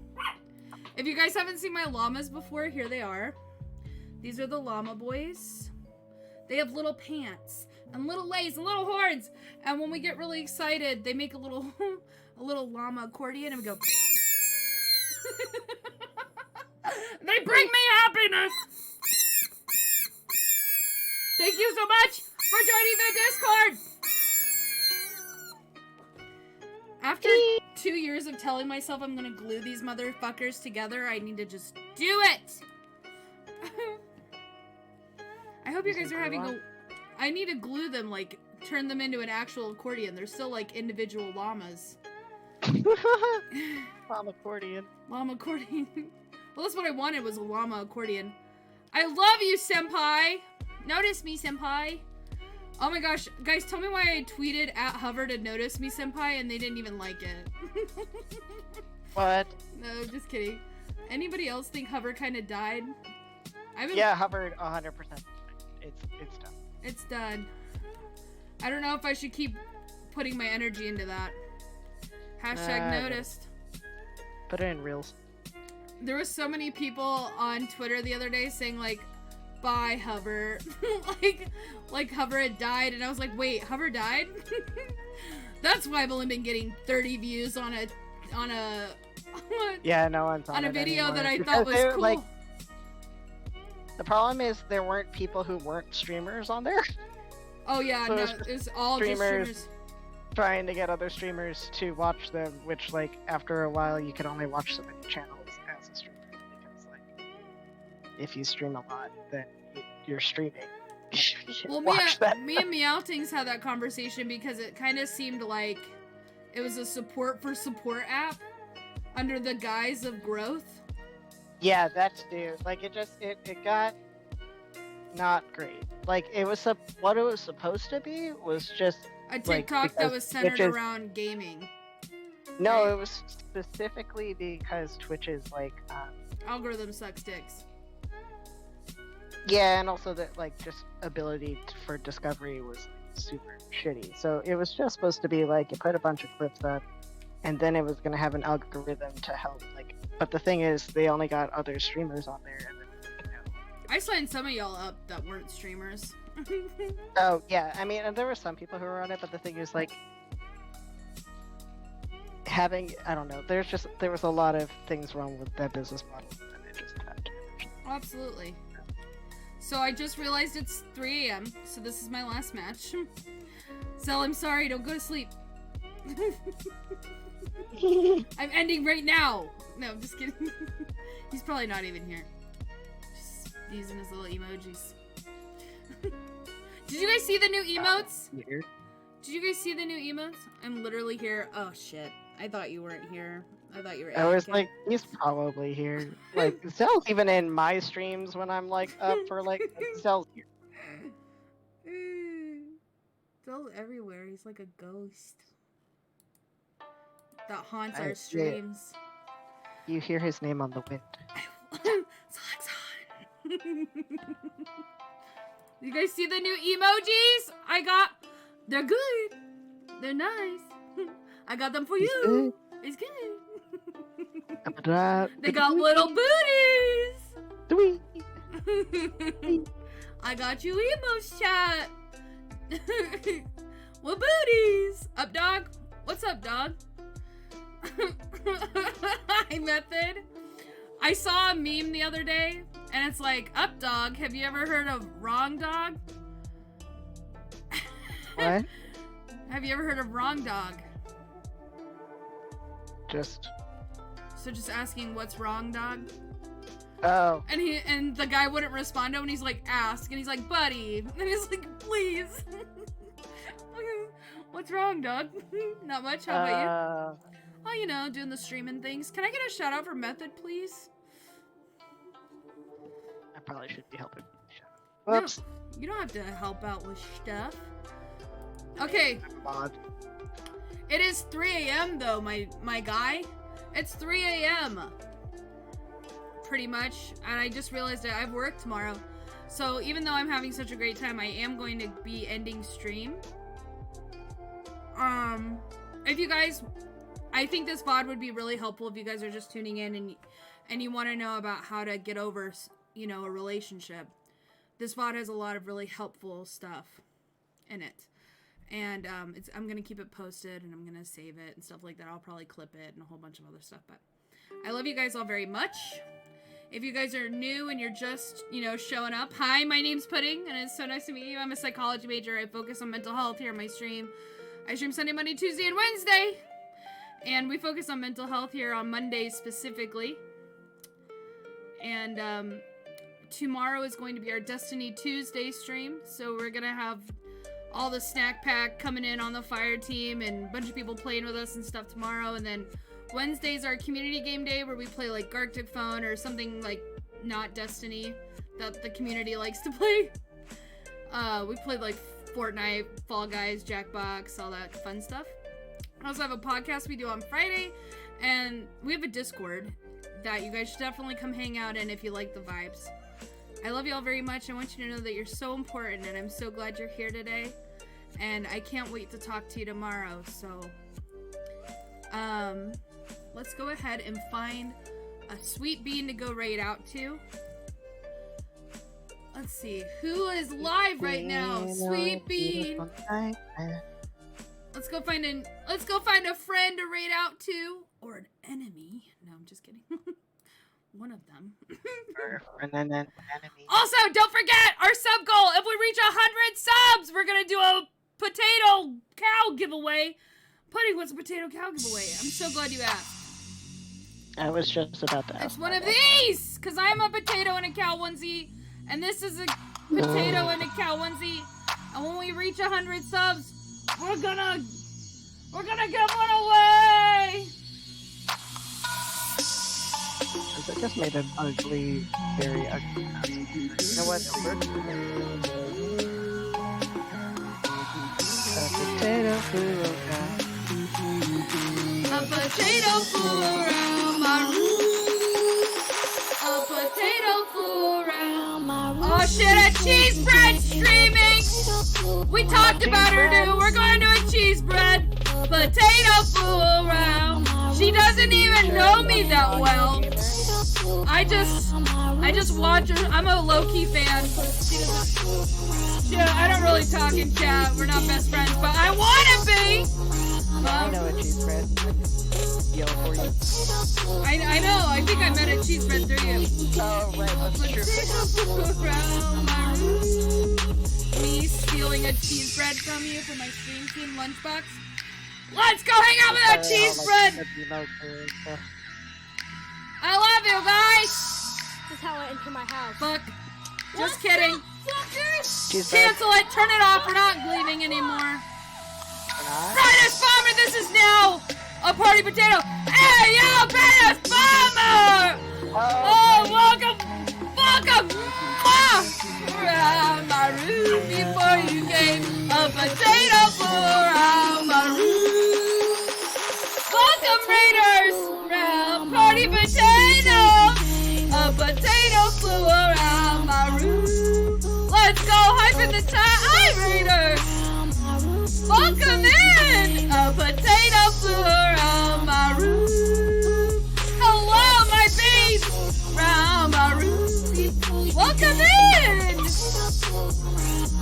Welcome, Bomber! How was your stream? Guys, Brightest Bomber is a Destiny 2 streamer and she's fantastic! A beautiful land mermaid and I love her! I was screaming. I'm sorry. I couldn't hear myself. Hi, how are you doing? Welcome to the stream. My name's Pudding. I'm so excited to meet each and every one of you. I hope you're having a good day today. Hold on. Let me take off the potato. Bomber, how was your stream, you beautiful land mermaid?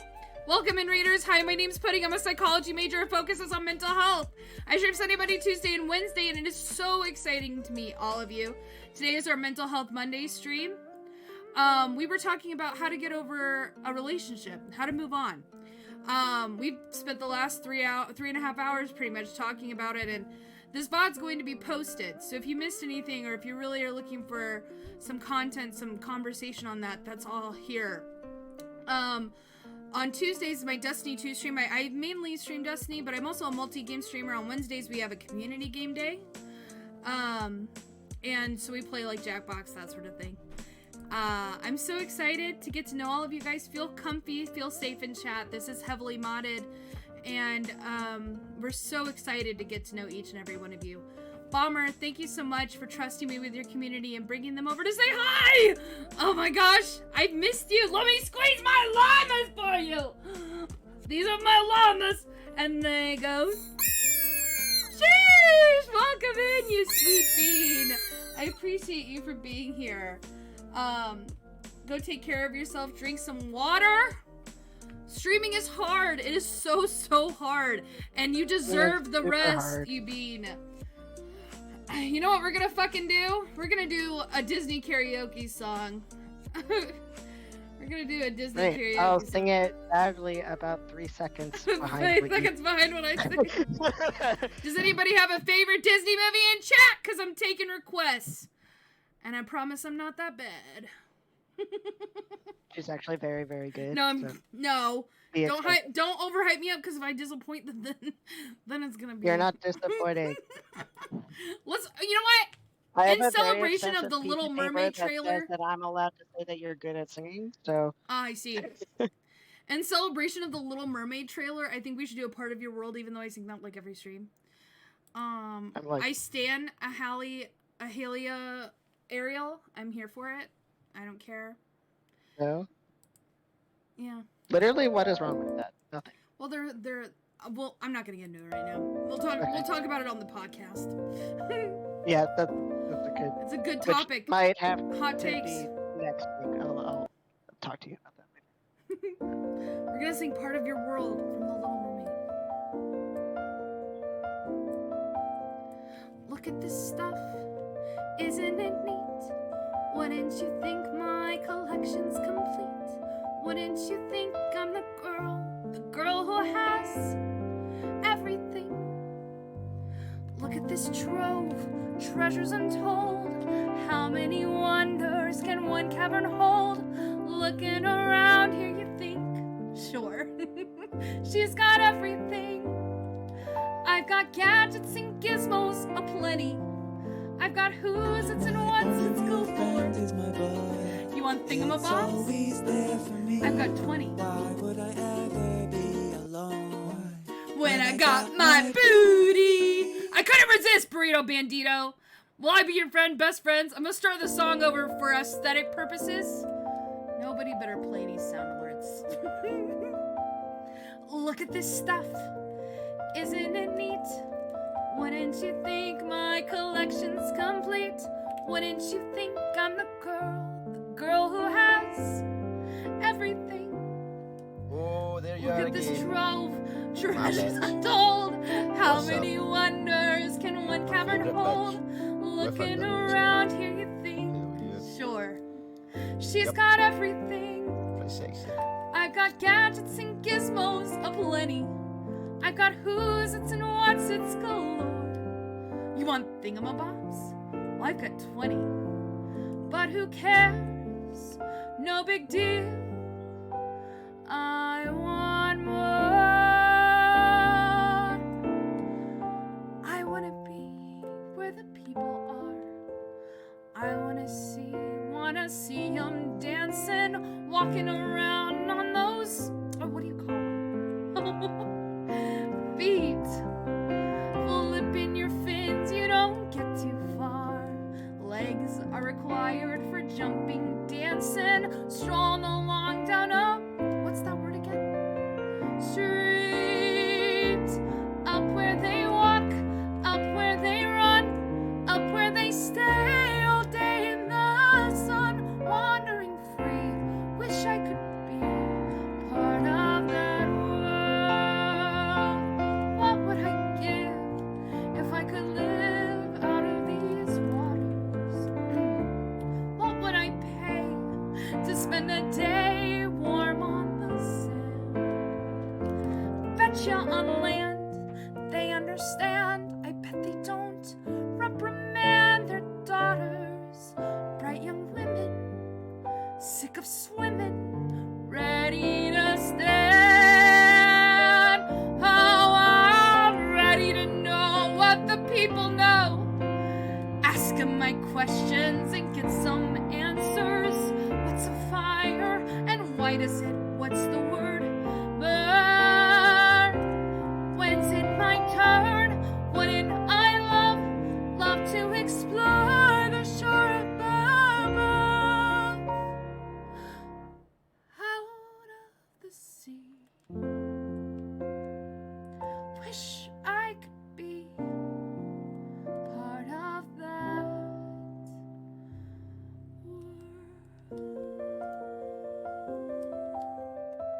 Oh my goodness, you beans. I'm so excited to have you here. Hi, brightest bomber. I don't know if you missed it when you rated. I said hello. I'm so excited you're here. You beautiful bean. Can I get another shout out for Bomber? Thank you again for trusting me with your community, you beautiful land mermaid. I appreciate you. And I'm so glad to see you streaming. I miss your streams. Oh, shit. Son of a bitch.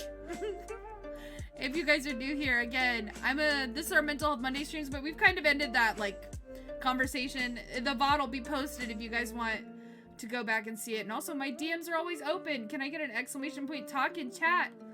It's getting kind of late, so I'm not going to be able to stay on much longer here for the next, like, 5 or 10 minutes. But tomorrow is going to be our Destiny Tuesday stream. And we want you guys here for that tomorrow. It's gonna be private matches probably. Our fire team's gonna be open for anyone and everyone.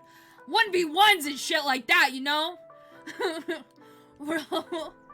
real, you know, real Destiny 2 streamer kind of stream, you know?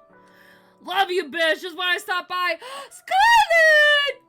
Hi! I love you! How are you doing? Can I get a shout out for Scarlet?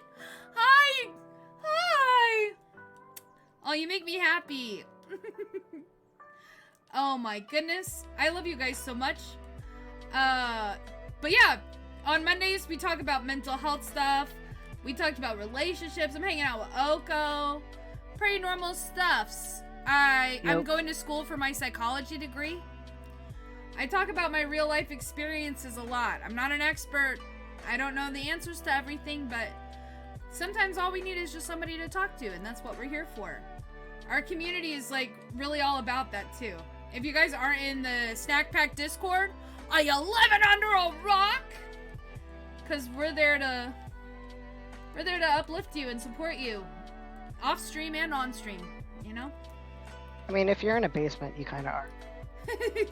Or if you have concrete ceilings. I got invited to a Discord the other day called Not a Sex Dungeon, and for not being a sex dungeon, there's a lot of sex in there. Definitely not a sex dungeon. We definitely aren't. Our Discord is definitely not a one. sex dungeon. But there's. I don't even know why you brought that up. It's like totally not a sex It's dungeon. totally not. Like, seriously, not a sex. No, stop laughing, guys. It's not a sex dungeon. It's not a sex dungeon. It's a Discord. Son of a bitch. Now they're gonna think it's a sex dungeon. Look at all your little vegetables down there! Wait, it's not a sex dungeon? Did I... Is it? No, it really isn't one. Link. Let's see, one more match. Emery Collide! Hello! How are you, my bean? Welcome back! We've missed you! I also gotta try to go back to sleep. Make sure to hit me up later and I'll walk you through the install of Among Us mod. Kishi, absolutely. We'll do that for sure. Go to sleep. Night night, you bean. Guys, if it's time for you to go to bed, I want you to go to bed. Don't stay up too late. Take care of yourself. Practice some self-care. Drink some water, because you're a houseplant with feelings. And when you wake up, go get some sunshine.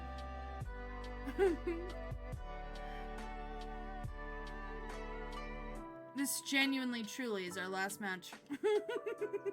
Unless we get raided again, and then I'm just gonna have to say, fuck it, and we're just gonna do a 12-hour stream. My dogs are pissed. They're like, what do you mean a 12-hour stream? We're hungry. Like, we've been waiting, and no. We want to go outside. Juno, shut up. Juno. I have 2 dogs, Oliver and Juno, and they're my whole world. I even have doggy car seats. That's how much I love them. Also, guys, if we reach 100 subs, we're gonna give away one of these potatoes in a cow onesie, because I'm a potato in a cow onesie. It's on theme. It's on theme. I know when you're like, Bish Puddin', what does a potato in a cow onesie have to do with your stream? Everything. It's everything. It's literally the whole theme. The whole stream. It's everything. It's on theme. Thank you, Zalexa. It's on theme. The fact that you don't get it, quite frankly, just shows that you haven't been paying attention. So.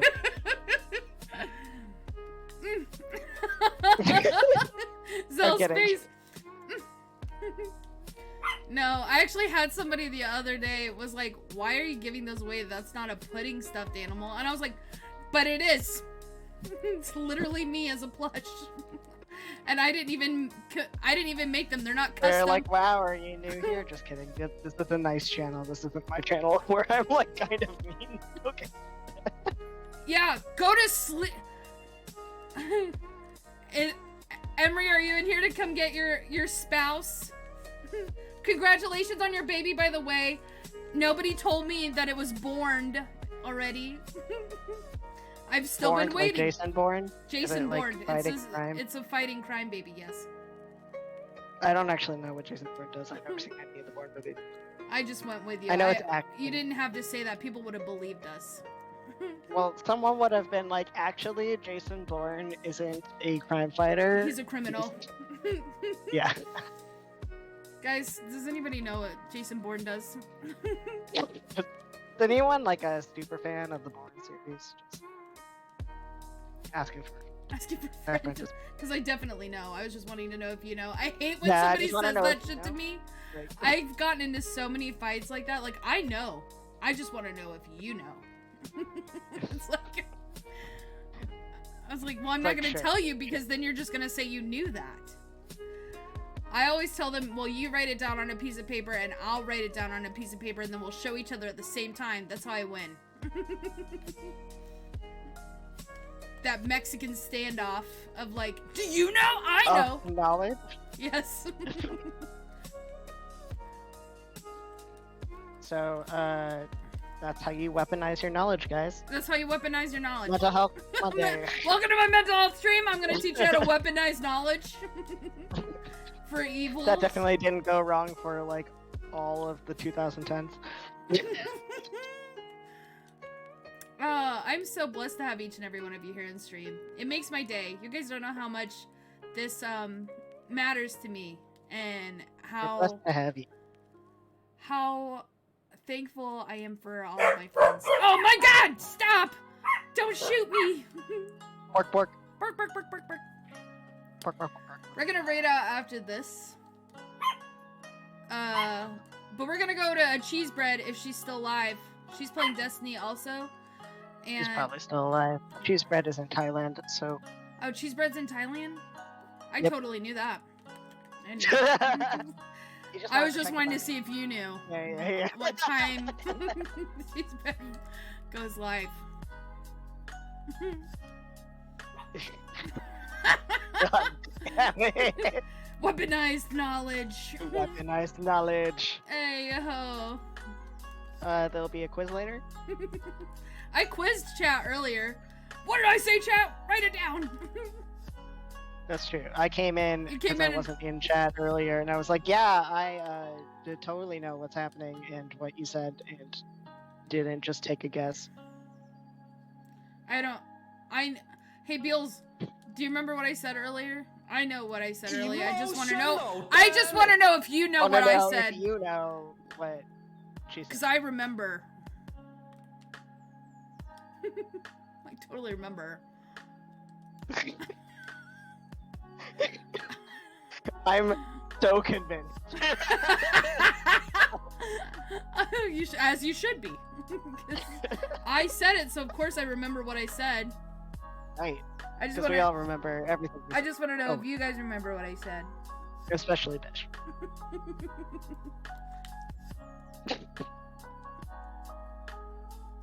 Oh shit, he's flanking! Oh my god! Time won't heal it if you don't feel it! I totally knew that. Thank you for reassuring me that you were paying attention, because I knew what I said. It was just a quiz. It was a quiz! It's a quiz. Would you guys believe me if I said I completely forgot what I had said already?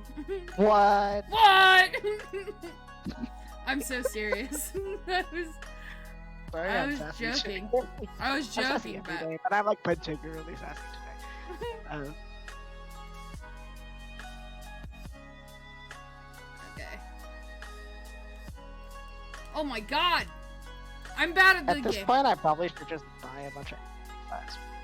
Instead, I was like, you know what? I'm gonna make a new mask and a new pattern, and I'm going to put a filter in it because I already have the filters. What am I doing? This is so What? janky ass. Are you sewing something right now? Or are you? Yes, What are you doing? that's why I was muting all the time. That's why I kept saying if I'm muting Is because it- I'm sewing. With a machine? Yeah. Oh. Got soup. It loud. Are you eating right now, Atomic? What are you eating? Share. I'm starving. I've only had one thing to eat today. I mean, it was multiple things, but only once. I had, Wait, you know what I mean. I had fries, and I had chicken nuggets, but it was one meal, but multiple things. Okay. I've only eaten once today. multiple things at once, but only once. Hey, Son of a bitch. not so. Cream panna chicken soup. God, you know when your body's like just screaming for vegetables, and then you eat some, Yeah. and then you're like, damn, I missed these. I had some chicken And then soup you're the like, other- why are they so hard to, To eat. make and or buy? I had some really good chicken soup the other day. It was more like a stew. How much veggies and shit was in it. And it was mostly veggies because chicken's expensive. And it was good as fuck. And I was like, damn, I didn't think I was gonna like should this. eat more I should eat more veggies. That's like And then you just like make burgers. and then you go to McDonald's. Yeah. Because Like- we're creatures of habit. Because also that food's like way too addictive. Oh yeah, no for sure. All right, we're gonna try this again. We're gonna go hang out with cheese bread. You know when your body's just screaming for vegetables? Literally no idea what you're on about. Wait, what? Feels quoting me. Literally no idea You what know you're when on your about. body's just screaming for vegetables? Literally no idea what you're talking about. Beals, did you walk away and come back to that? Because out of context. Hold on, the potato ate vegetables? Isn't that cannibal? I guess that's not tubers. It's not. I guess you'd have to eat tubers. Sorry, I didn't mean for you guys to see behind the screen. My green screen popped up for a second. Alright, you beans. We're gonna go hang out with Cheese Bread. She's a beautiful lamb mermaid who streams. We were trying to go earlier, but Otherwise known as peanut. a cheese bread. She's a snack.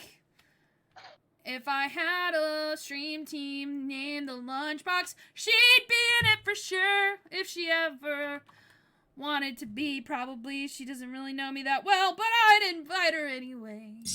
Let's go! Beautiful. Thank you. It's a song I wrote just I should now. tell John to quit because he could never top it. It's a song I wrote just now for Cheese Bread. Just for I cheese hope bread. she'll never see it, but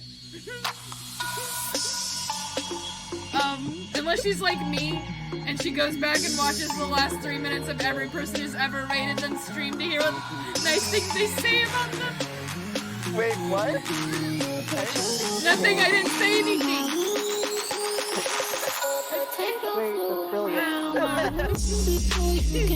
Anyways, bye. I'll see you tomorrow.